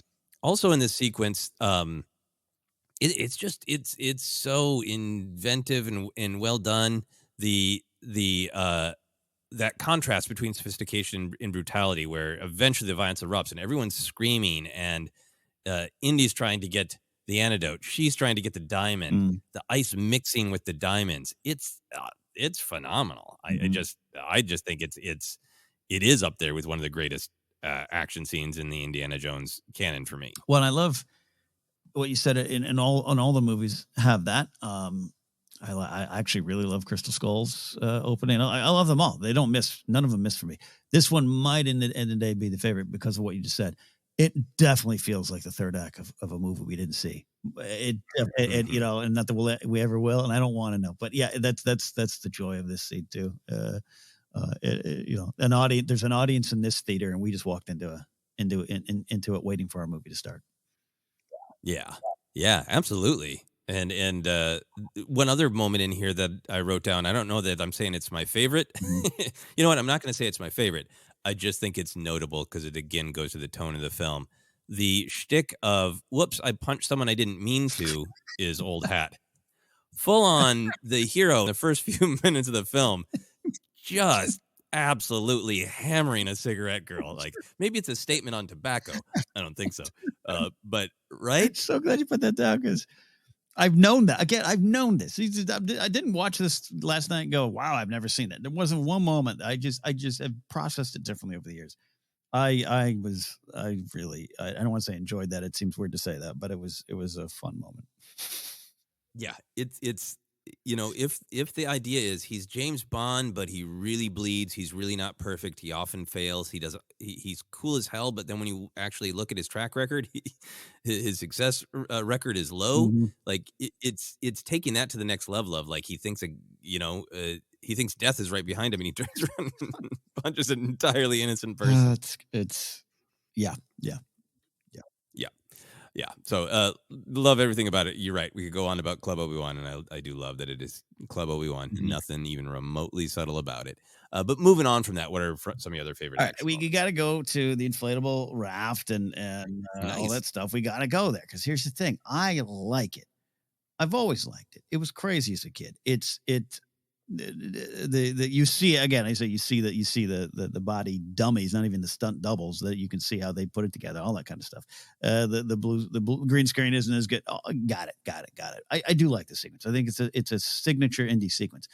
Over the years, I have, and if you heard me on podcasts and I've mentioned, I've developed a little bit of a resentment towards this scene simply because we were 15, 12 years ago now, wherever it was, when we were all told Crystal Skull was horrible from front to end there. And how dare they do that nuclear fridge scene? Like, it does not need to be your favorite sequence. I just remember the time going, but you're going to tell me this thing works for you? Mm-hmm. The fridge seems more realistic than this. Everything about it. Like, if you ever, have you tried to just get in a river in a raft? Like, it doesn't work. And this thing survives the fall. It floats. It goes down a waterfall, and like, come on. But that's the point. That's part of it. It's. I'm not coming to Indy for. I'm coming to Indy for some history, but I'm not coming to it like a documentary. And so I do like the scene, but I've got, much like Indy, I've got to let it go. Got to let that resentment go. And just enjoy it for what it is. It's just wacky. It's wacky, fantastic adventure. Yeah, I know. I so agree, and I understand that people have different reactions to action movies, even heightened ones like Indiana Jones and James Bond, where they want one foot in reality, and if it's too over the top, it takes them out. I'm just not like that. As long as the emotions are real, then I don't care if the action is. I don't care if a plane actually couldn't. Goldeneye. I love the opening stunt, a dive off a motorcycle and catch a plane in midair. I love it. I get that you probably can't do that in real life. What you also can't do in real life is be punched in the face, more than 3 times without massive damage. Sometimes just once. We accept so much exaggeration in our fiction, and something that kind of lays its cards on the table and says that's what we're doing here. It really doesn't bother me because the emotions are real, and the emotion of it is I just finished whatever I did to get those remains. I got nothing for it. Then I went through that in Club Obi-Wan. I survived. I can take a nap. No, now I'm diving out of a plane with the kid in a lounge singer. And getting out of the plane isn't even safe. Now I'm speeding down a cliff. Now I'm going over a waterfall, and it's the emotion of it. It's the Indiana Jones. This ain't my day. Everything's going wrong. That's the fun of it. Yeah, and when we get to Crystal Skull, there'll be much more to say on it, and I'll save some of it from there. But that was the first time I really started to have an issue with film punditry before it even really was fully formed to what it is now, what it became. Where just like you just not. I don't think you're playing fair. Again, you don't have to like the fridge gag, but you're acting like ain't nothing been done like that before in Indy, and that's where I took a lot of resentment forward, which again shouldn't. But anyways, I love the sequence, and it's a wonderful ending to Club Obi-Wan. It really is part of the same sequence to me. Yeah, and we will talk about Kingdom of Crystal Skull more, but I'm going to give some thought before we get there of like, I wonder if some of that is, our generation in particular grew up.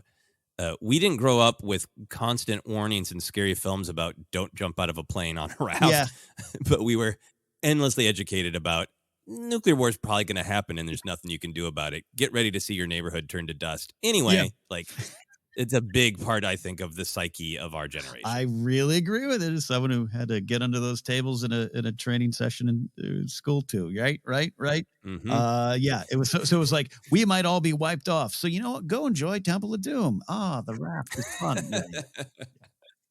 Yeah. So moving on from there for me, I do, the part of the film I often forget about is the transition from the palace down into the cult layer, the temple, and that we get to have a stop in a very, the spike room. Mm-hmm. I just forgot how great the spikes on the hat shot is, getting so close. Yeah, when it It's goes that, on his head. Yeah. people talk about Spielbergian, and I think I've just I just grew up with Spielberg. He was just a presence. And I saw some of his later films. I didn't make a point of seeing them all the time, but I saw Fableman, and it just blew me away, and it's made me much more interested in kind of going back and looking at Spielberg's history and evolution. And to me, that's a lot of the power of his filmmaking is finding those details that make it visceral and make it feel real. And the spikes pressing down on that iconic hat is just such a great beat to make it feel different than any other spikes on a ceiling scene you've ever seen. Yeah. No, this is a great sequence too. And that, I'm glad you mentioned that shot. I had the same reaction last night, but the whole sequence, and this is a great Willie Scott sequence. And watching this, I remember last year watching this with Grace. She's not a fan of spiders and bugs, we'll say. She calls them boogles, and it's a very challenging scene for her. But that added to it. I'm not sure I could put my hand in there with great ease. If you were on the other side, Joseph, I tried to save you, but it wouldn't be got it. If for me, that's not where I'm at. So I love what's going on there with Willie. It's the bugs are just beautiful and horrendous at the same time. But this sequence, the den of spikes here, it's so classic indie that even I think, hear me out, even more than Raiders and Last Crusade, that's got the imagery, the whip and the hat and all that stuff that carries on. But this sequence is what theme parks are built on. I think this is very much about the more the vibe of the Disney ride, video games, everything. When you think of indie, I think this is one of the things that, whether you realize it or not, comes to mind first. No, I really, really agree. And I like that Indy has the knowledge to solve the puzzle. Yeah. He's like, yeah, I've been in one of these before. I know how they work. You're so but right. it's the relationship that is getting him to struggle to get out. And yeah, on the documentary that's on the Blu-ray I have, Spielberg talks about this. That's his favorite scene, and that it was a decision during filming to do and it gets reactivated. That's not in the script. That was he thought put it over the top, and he loved doing the hat shot, and thought this was his favorite sequence from the film. That's a great note. It's been a while since I watched that doc. That's a great note. I love that vibe. Yeah. So other moments for you? There was jumping ahead a bit to when Short Round kind of escapes himself, right? He cuts his chains, and I thought it was a great sequence. Short Round is such a well-loved character we've seen in the last year or so with Ke Quan, what everyone just felt about him, and he's just been this feel-good story for the galaxy right now.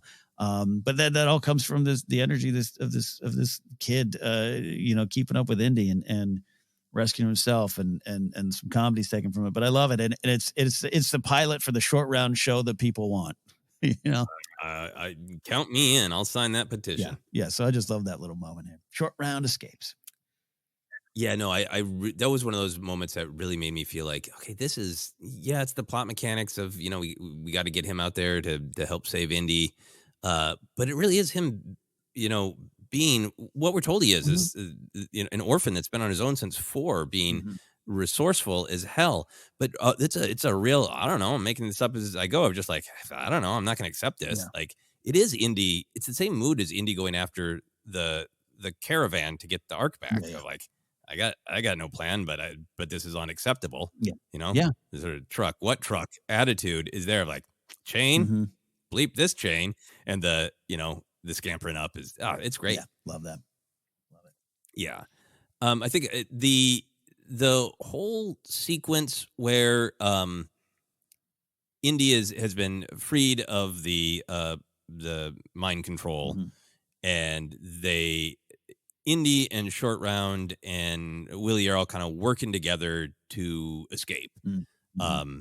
And Spielberg says a lot of that was also, some of it was storyboarded, but a lot of it this was a portion of the shoot where Harrison Ford had injured his back and was away for surgery, and that a ton of the fight with the big bruiser Mm-hmm.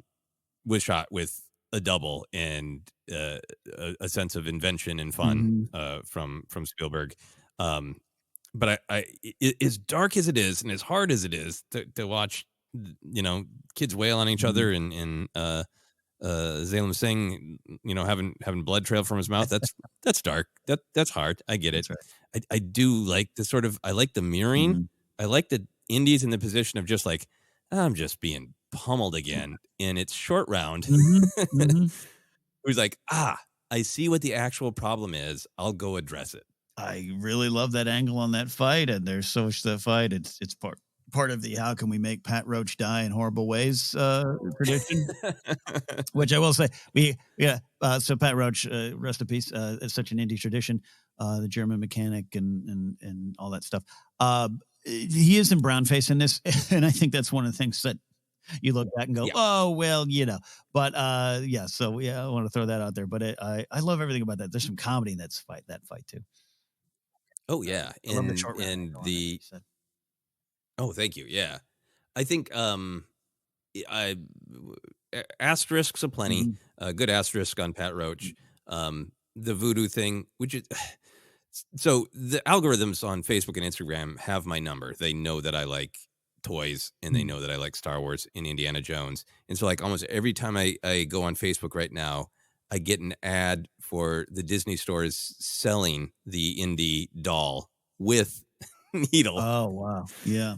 And it's like, it's not just like, hey, it's a fun replica for $25. It's like $130. Like, here's your high end Indy. So it's a little affected by that. But I do like, and I understand that there may be some criticisms and some tropiness of the voodoo thing. But is an action scene. I do like Indy. Like, this is already a hard enough fight, and every time I get a leg up, I get that horrible pain in the back. And knowing that Harrison Ford had to shoot those close-ups after returning from back surgery, yeah, that's one of those times of like, the behind the scenes makes it even better. I agree with that. And they had flown in a hospital bed for him to lay down between sets or shots on set. Like that's craziness. But yeah. Love that. And shout out to, I think it was Vic Armstrong doing most of his stunts again. So, love that. Yeah. And in that sequence too, last thing for me in that chunk, there's that one great shot, and they showed in the behind the scenes of Short Round training for it, where he just gets to do a couple of great actual kicks and the step up the chest and kick. So great. Yeah. No, Short Round, we all maybe wanted to be indie, but we could see ourselves in Short Round during this era, right? That's part of the appeal, to do it. Yeah, absolutely. Yeah. Going on from there, any other action moments you want to celebrate? You might have to help me. I just wrote, I forgot to, it might be during this sequence here. I think so. I can't, but there, at one point, Indy kind of pole vaults a thuggy cultist out into the fire. Like he like literally just pole vaults, and it's I both love it and was laughing at it at the same time. I think it's in that when he's breaking the spell fight, but I didn't write. I think it's right after I'm okay, kid. I'm okay, kid. And it's such a it's an old stunt style. It's definitely harkening to a different era. I love that. Yeah. Like a John Ford. Yeah. And people talk about that hug, and that hug is, in comparison shots of Harrison and Kiwi Kwan meeting again. So beautiful. Yeah. But it is really funny, that heartwarming moment, and like, you know what, we're together again. We're family. We love one another. Let's throw some guys into lava. Burn them. Yeah. Yep. Going forward from there, I mean, the mine cart chase, famously originally conceived for Raiders, moved here. The literalness of it's a theme park Mhm. ride. I love the literalness of it's a movies that are described as a roller coaster. Where here is an actual kind of Mhm. roller coaster, and so many just great beats in it. The cart up on two wheels. Mhm. That's the movie to me. Mhm. That's the vibe, like we were talking about. I love that Willie does get a just solid punch in Mhm. on a baddie. Just endless beats in it, and in the shoe breaks. Mhm. That's again. Okay. It's probably not realistic, Yeah, yeah. uh, but it's visceral. The smoke Mhm. in yeah, Mhm. I is in Indy's emotions and reaction to Yeah. it, and the sort of thematic of like gotta save the family unit. Yeah, no, it's all of it. Look, the money cart chase is legendary. Again, probably one of 3 or 4 legendary sequences in a movie that even I haven't spent as much time with. So there's legacy here. I that stopping the cart moment for me into one of the funny comedy beats I'm sure you and I were to discuss, but water, water, water, water, and the flood's coming. To me, like if I was to be like, all right, here's what you need to do when you're writing indie. Not that no one's going to give me the chance to do it, but if I was sitting down and teaching a course, I'd start with this scene. Let's start with the sequence. Mhm. The plan didn't work. He didn't go. They were supposed to go left. He didn't know. They go straight. So they're more in trouble. They get through it. They're on the 2 wheels, like you said, and he has to do what he has to do to stop it. Saves the day, but he's on fire, and what he needs to save him might also destroy him. And there's great Uh, comedy character, comedy situation. It's perfect ending. yeah, I always forget about that great beat of, that exchange between Short Round and Mhm. Zalem of very confidently and kindly giving him, "This is what you need to escape," Yeah. and Indy just not Not hearing it. hearing it. No, left, clink. Too late. Too late. Too late. Yeah. Yeah. Yeah. Moving on toward the actual climax. What do you like once they get out onto the cliffs? The bridge sequence is again iconic, can be thrown around too easily these days, but it is what it is. I had this on a lunchbox. This was, I think, the front of my lunchbox. I Mm. remember for a while. And so it stands out. I mean, we got to say the truth of the scene. You got buff Indy like he ain't never been buff before, right? Harrison cut for this film. Mhm. He's there. I love the tension. It's terrifying. We had in my hometown in the village of Rio Grande, there's a swinging bridge. It's much more stable than this one. But anytime I would be on it as a kid, that's all I would think about was that sequence. So Yeah. this thing scared me almost as much as Mola Ram's heart trick. Like this was like too real, too real. Because it would shake if you're one of those jerk kids that jumped on it. Hey, Short Round, calm down. Look what almost happened to you. So I love everything about this sequence. It's amazing to me how fast they get to it, though. The movie, and it's 2 hours in, right? But like Mhm. this movie moves so fast that it's like, oh, we're already here. We're already at the end.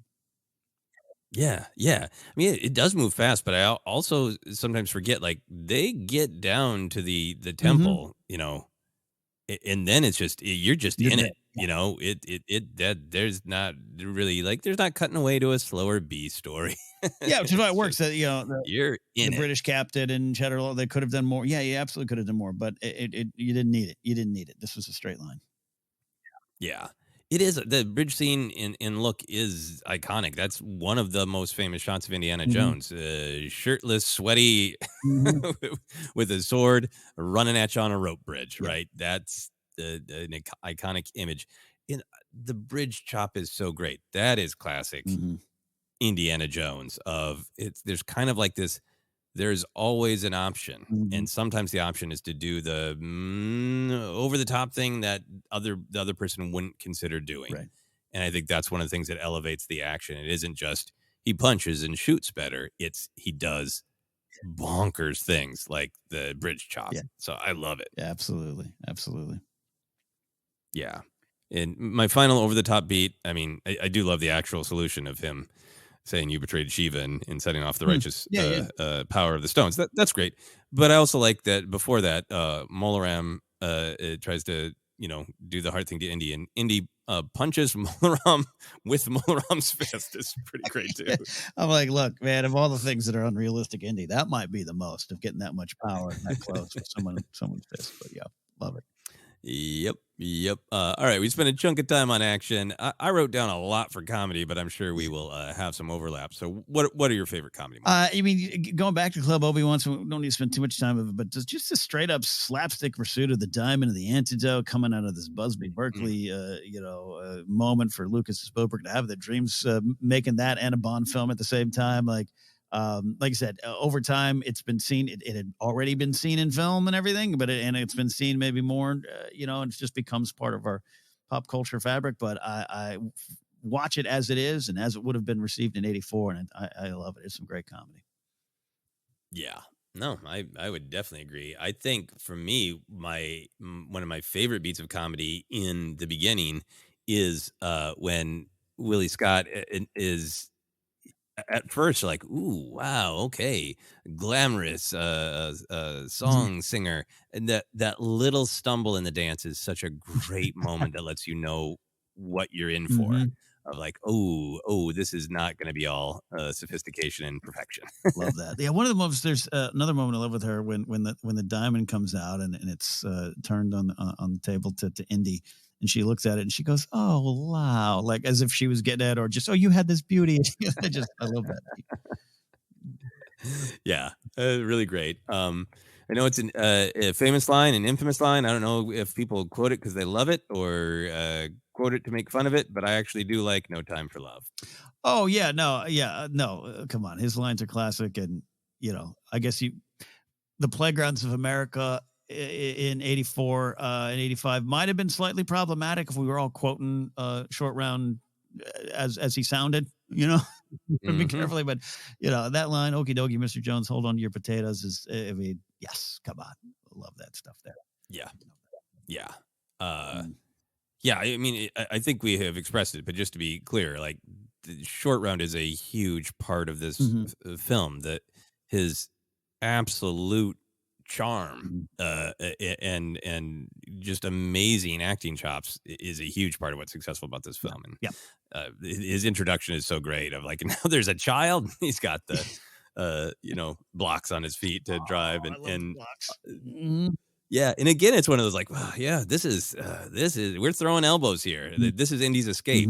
A child.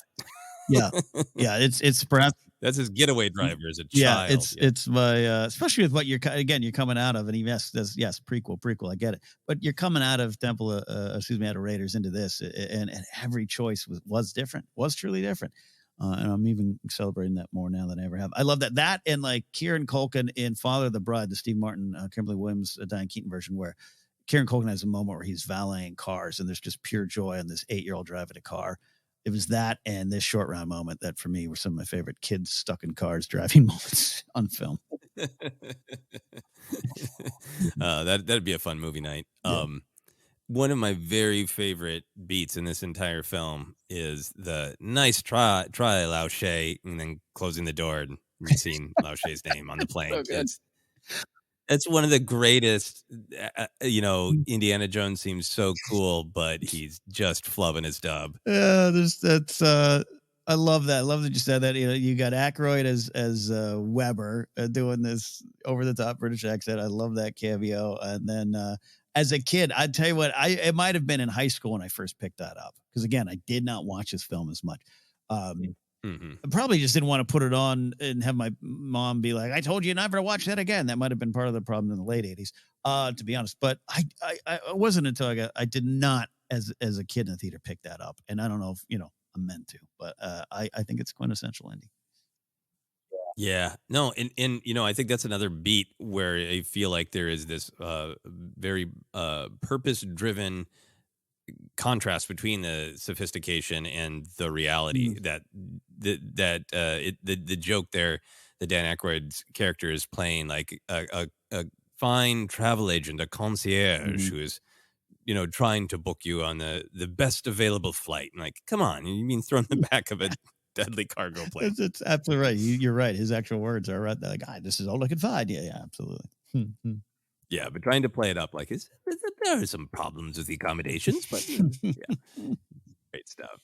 What are some other moments for you? Well, all this, once we get into the plane, but there's some great moments with Willie, going back to Club Obi-Wan for a second, where she's like, "That's not a waiter," and who are you? She's got a lot of like, it's painted as maybe she's a little clueless or naive to what's going on. So there's a little bit of that. But then she comes back with, once they're on the plane, he comes out in his indie outfit. And she goes, "What are you supposed to be, a lion tamer?" And then that's play that against Last Crusade and the opening there, of course. But I just think it's a great line, and it really sets up their relationship. She's not to be necessarily pushed over. And I, and it's a shot. It's an insult at Indy, and I just love the vibe there. Yeah, I like the joke of he hands her a hot gun and she drops it because and there's the nail line that I know not everybody likes, but it's like, yeah, that to me is the comedy of her. Like, she didn't sign up to be in an action adventure movie. She's not Short Round. Yeah. You're like, what? You're handing me a gun? I didn't know they were hot. Yeah. Of course, I throw it out the window. Yeah, that's great. On the other side of that, I do really like Indiana Jones's line to her in the village, where he says, very quietly, but with that Harrison Ford intensity of, "You're offending them and you're embarrassing me." Absolutely. Love that. Yeah. Mm-hmm. Plays up all the comedy, but it is also one of those ones of like, alone Indiana Jones is having, cultural respect, which is nice to see in a film that has some problematic parts. Yeah. What else you got? A couple beats come to mind there. I did the Short Round has that line when they're playing cards. "I'm very little, you cheat very big." There's a philosophy there that we need to dig into more. So I love that. On the plane, going back to the plane, I think it's a great beat of, "You know how to fly?" And Harrison thinks for a second and then goes, "No, do you?" Like, it's that beat that is the comedy. And I love that moment. Yeah, I mean, he knows so much. Just if you watch some of the Indiana Jones TV show adventures, and he doesn't know that.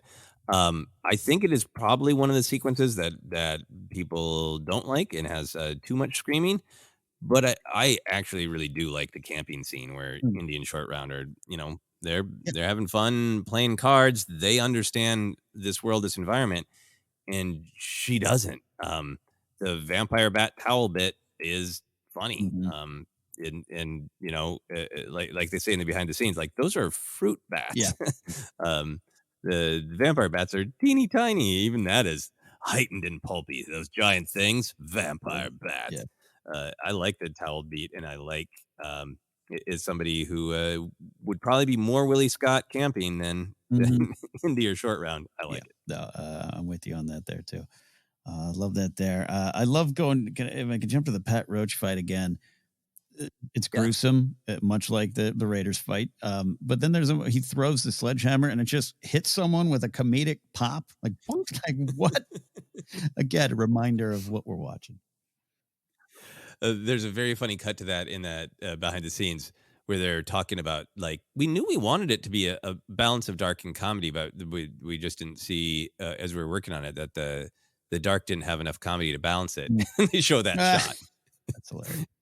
And it's got this funny, like, we got that one bit where the guy gets bonked on the head. That will balance out the heart removal from the body, right? Those are equal, right? At that point, I'm shaking in my seat as a 7-year-old, 8-year-old. Yeah. I like Chatterlaw's line to the three of them when they show up. It's one of the more understated moments of comedy. When he says, "I should say you look rather lost, but then again, I cannot imagine where in the world the three of you would look at home." Yeah, I agree with that. That is very funny. That's a good one. Maybe one of my favorites, the "We are going to die." That just great. It's easy to just accept on surface value, but an inventive shot to just show it from the outside. Yeah. Indy's miserable face. And I'm a sucker for comedy where you can successfully have a character just reiterate exactly what is going on. I know that is kind of a bit of comedy that I think younger generations are pushing back on because it's been overdone. There was a hullabaloo about the second Shazam movie where I think he punches a dragon, and then at the end of the trailer he says, "Do you guys see that? I punched a dragon," and there was uproar. Mhm. And I believe Zachary Levi took to Twitter to say, "Don't worry, that line is cut from the film." Wow. Look at that. So I think there's a real awareness of that joke has been overdone. Uh, but this is such a classic Yeah. version of stripping everything away to what are the Yeah. stakes? We are going to die. Well said. Well, good breakdown on that then. Yeah. Couple beats I have left there. Did you notice? One of the things I maybe really had forgotten, but you got Indiana Jones saying, "We've got company," so similar to his classic line in New Hope. I love that little beat. We have I think Short Round says it Yeah. too. It's everywhere. Yeah, and it's It's it's in just a lot, but I love that connection there.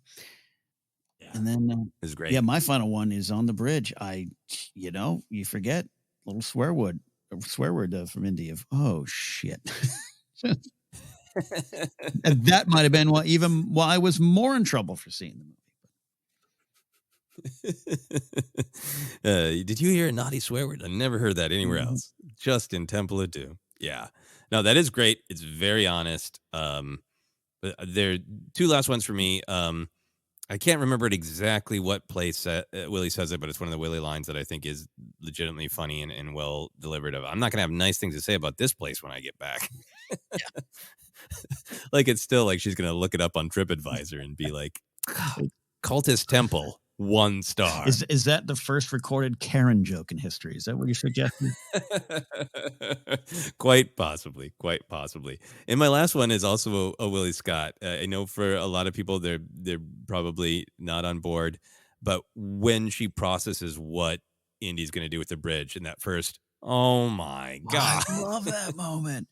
No, I'm glad you said that. I because it's part of the tension of the scene. Him letting Short Round know, and they're rapping. And by the way, I don't even know if I don't know how realistic Indy's wrapping his leg around at once vibe is. I don't know, but like that makes the moment for me when she's again. This is someone who in the beginning maybe seems a little bit behind, right? A little bit of like, who are you? That vibe. The diamond's beautiful. Now she's in it. She gets it. She understands this man. Unfortunately. Yep. Now she can pick up on the context Mhm. clues of like, okay, all right, I see. Oh my God. All right. A lot of great comedy. I think we've talked about some things we struggle with, but is there anything else that you struggle with or question in this film that you would like to chat about? In the end, there's some stuff there that at the end of the day, just it comes off as maybe too dark, and that's not why I plug in all the times for it. But I really respect what they were trying to do, and you have to, these are two storytellers and filmmakers that have long careers and like a band or a musician or something or an artist, that was this period, and this is their period for a little darkness. And so I think I over the years I've overlooked that a little bit more. But on a Saturday afternoon, if I'm feeling Indiana Jones, I go for a little bit more of the bright, sunny Last Crusade Raiders vibe, and that's just me at the end of the day. But so that was part of it there. But I respect that they made a choice. So like that. And then I said, so I had this note and I wrote it down before while I was watching the movie. I said, I don't know. Part of the reason too might be Indy isn't a professor first in this one. And we know that's the case. And then he literally has a line. I just want to go back to get to Delhi to go back to my university. So it's like, all right, I'm technically wrong. It's just the vibe is not as much there. Maybe at the end of the day, I just missed Marcus Brody. I think that is entirely possible. Marcus Brody does bring a great energy, which is why he comes back. Yeah. No, I agree with you. I do think that it is dark, and maybe this is the horror fan part of me. I don't know. I think I'm like 63% a goth. Yeah, right. I like gothic horror, spooky. I do think it's upsetting that children are at stake, but I think I'm okay with that because the film is about that. It is awful, awful and hard to watch when Indy hits Short Round, but it isn't this unconsidered thing. The film is about family. It's a violation of what Indy means to Short Round and what Short Round means to Indy. So it feels like a choice, and a heavy choice and a dark choice, but a solid choice, not just we weren't really thinking and we did this. So I think I really love the darkness of it, the gothicness of it. Yeah, and you're right. I don't spend a lot of time watching horror films and everything. Again, I was a very scared child. But I love what you're saying about that, too. And this is, again, to be clear, very clear, not washing away any of the very valid criticisms or questions about this movie and some of the things and movies during this time. I want to make clear again. But what you're talking about, too, of just sometimes, especially when Ken gets a little grumpy at the punditry world, where someone goes, "Oh, this is in the movie." And the answer is yes, intentionally. That's part of the point. Engage with that. Do you need, would you have him hit short rounds in a film made today? Probably not. Again, of its time. But it's Luke Skywalker thing. Well, Last Jedi does this. Yeah. That's the point. Engage with that. And I think there's a lot in this film that I think is the point and maybe doesn't get engaged with and hasn't been engaged with over the years. Yeah, and I really agree with you. I really agree with you. And I understand anybody who says, "Yeah, it's not my favorite." Yeah. Like Spielberg, not my favorite. Yeah, not still not my favorite. But that doesn't mean doesn't mean that stuff's not there. Yeah, I think the documentary that I keep mentioning ends on Harrison Ford saying, "I thought it was very successful because I wanted to do something different, and it is very different." I think I side with old Harrison Ford. Totally tracks for him. Yeah, absolutely. So we've talked a lot about all sorts of different perspectives about the problematic elements of the film. One bit of lore that I'd never encountered until I came across it on Wikipedia this morning. It said Lucas wrote a film treatment that included a haunted castle in Scotland, but Spielberg felt it was too similar to Poltergeist, so the setting transformed into a demonic temple in India. And I really try to engage with the story that's presented to us. And I think we have engaged for a very long time with Temple of Doom, the good, the bad, the problematic. But there honestly is a part of me that's just like, oh, man, I would have. There's a part of me that was like, I wish I could see that film because it would have been nice to see all of the parts of Temple of Doom that I love, the weirdness, the pulpiness, the darkness, freed from some of the potentially problematic stuff around Indian culture. Yeah. No. Well said indeed there. And as far as the, there's so many could have been, should have been. They thought they were going to try this in Indiana Jones. It's fantastic. Jump into the Crystal Skull, the Crystal Skull, the aliens. It's based on something a little bit real. And George wanted that in like stuff prior to this. I love tracking. And then the haunted castle kind of could have been Last Crusade, kind of shows up for a second in Last Crusade in a sense. I love all that stuff. That's fascinating. Yeah. And just it's fascinating to imagine how they would have depicted Scotland. Yeah. So I do want to be sure that we talk about one of the major fan concerns with Temple of Doom. It is a prequel. How do you reconcile the supernatural elements of this film with Indy's line in Raiders? I don't believe in magic. A lot of superstitious hocus pocus. How do you reconcile those two things? Look, we all have those people that seem to learn some lessons, but they easily slip back into their own selves. That's all I'll say. No. There's something I talk about things I didn't realize as a kid. I didn't know this was a prequel. I don't know if you knew that. I didn't pay attention to the date on the bottom of the screen. I think I was surprised to learn Indy wasn't modern times in 80 as a kid. It was, it was a little thing there I overlooked sometimes in my viewings back then. But it's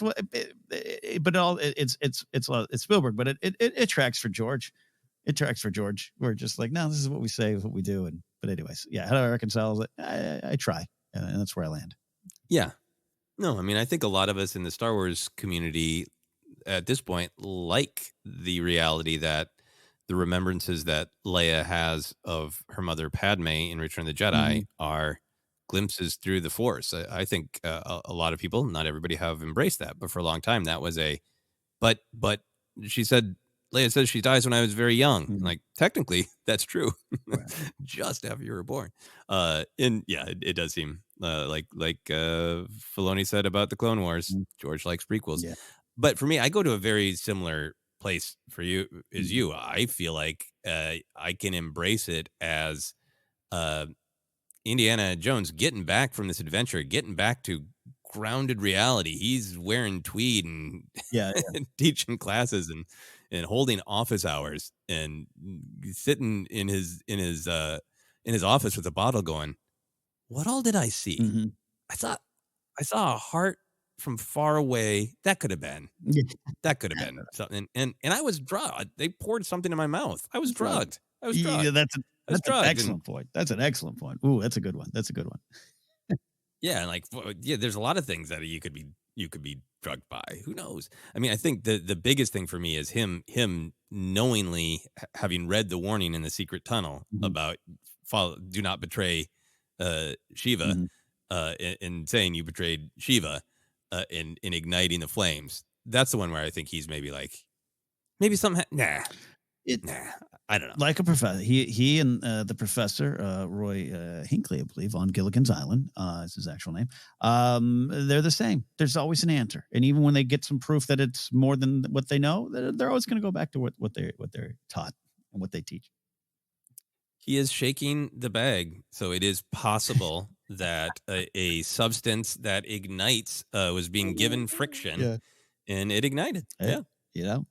He's going to face us again with the Holy Grails, Crystal Skulls, and now a Dial of Destiny.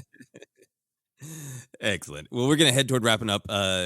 Big epic discussion of Temple of Doom. Is there anything that we haven't touched on that you want? I think we covered Temple of Doom. It was a lot of fun. I've been having. I knew I was going to have fun, and knew I was going to have fun taking that Force Center kind of lens onto other things. But for a series of films and a character that means so much to me, it's been once again a great thrill to look at it again for the first time. So I hope you're all enjoying that. Yeah, no, same thing. I had on this list, I want to make sure that we talked about the Lazy Susan. You took care of that. I really would love an adult short round Disney Plus series. That would be phenomenal. I would be thrilled by that. I think final thing for me, I know we've said it a couple times, but just always want to be real respectful of different perspectives, particularly of people who come from the cultures that we're talking about. And though there's many things I deeply love about this film, I do want to be respectful, understanding, and try to listen and understand even better about the problematic elements. So thank you, everyone, for coming along on that ride, for the fun and for the being aware of all parts of the film. Gonna end on a fun question, Ken. I didn't send you this ahead of time, so it's a fun surprise. Would you rather bounce on a small wooden suspension bridge or drink a poison cocktail? If you had to choose one of those two things, which would you rather do? I think I'm going bridge every time. Are you suggesting I don't know if the antidote is there, or do I feel I have a chance to get there? If when you drank the poison cocktail, you knew that there was an antidote somewhere in the room. Here's my answer. I'll say poison cocktail because thanks to Casino Royale, I think I have a fighting chance of knowing how to get it out of my system. Yeah, you just grab some salt and I can do this all day, like Captain America. I can drink 3 poison cocktail a night, no problem. There you go. Yeah, I'm team poison cocktail too. I'm not too terrified by heights, and I would actually like to walk in a suspension bridge, but bouncing on one, it seems like tempting fate. Yeah, I agree with that. All right, that is it. You want to take us home, Yeah, Ken? thanks for listening. If you're here on Patreon, we appreciate this. Appreciate making this happen. Indiana Jones and the Perilous Podcast only exists because of your all support. But for those listening a little bit later on the public editions of this, we are the Force Center Pod. You can find us on Twitter at Force Center Pod, Instagram, YouTube as well. And don't forget, you can also find us on Facebook at Force Center Podcast. Merch available at tpublic.com/user/Force Center. You can support us directly at patreon.com/Force Center. Looking for the podcast, just search, you'll find us, but we're on a lot of spots like Apple Podcasts, Spotify, TuneIn, and more. Follow me at Napzok or KenNapzok.com. And occasionally on Instagram, you see me pose in my Indiana Jones hat that I finally got after all these years. So that's me. But what about you, sir? You can find me on all the social media with the handle at Joseph Scrimshaw. Not all of it. I don't have a Blue Sky invite yet. But you can find me on Twitter, Instagram, Mastodon, TikTok, all sorts of places. Thank you to everyone who has been sharing and supporting the short film that I'm running a Kickstarter for now. If you're listening on Patreon, that's called The Nightmare Adorable. It is findable on Kickstarter if you're interested. Yeah, and if you're listening a little bit later in the public, look for the film soon, I'm sure. All right. That is it. We have dived deep into Temple of Doom, huh, Ken? We have indeed. So we'll see you next time here as we go on a last crusade on Indiana Jones, the Perilous Podcast. See you.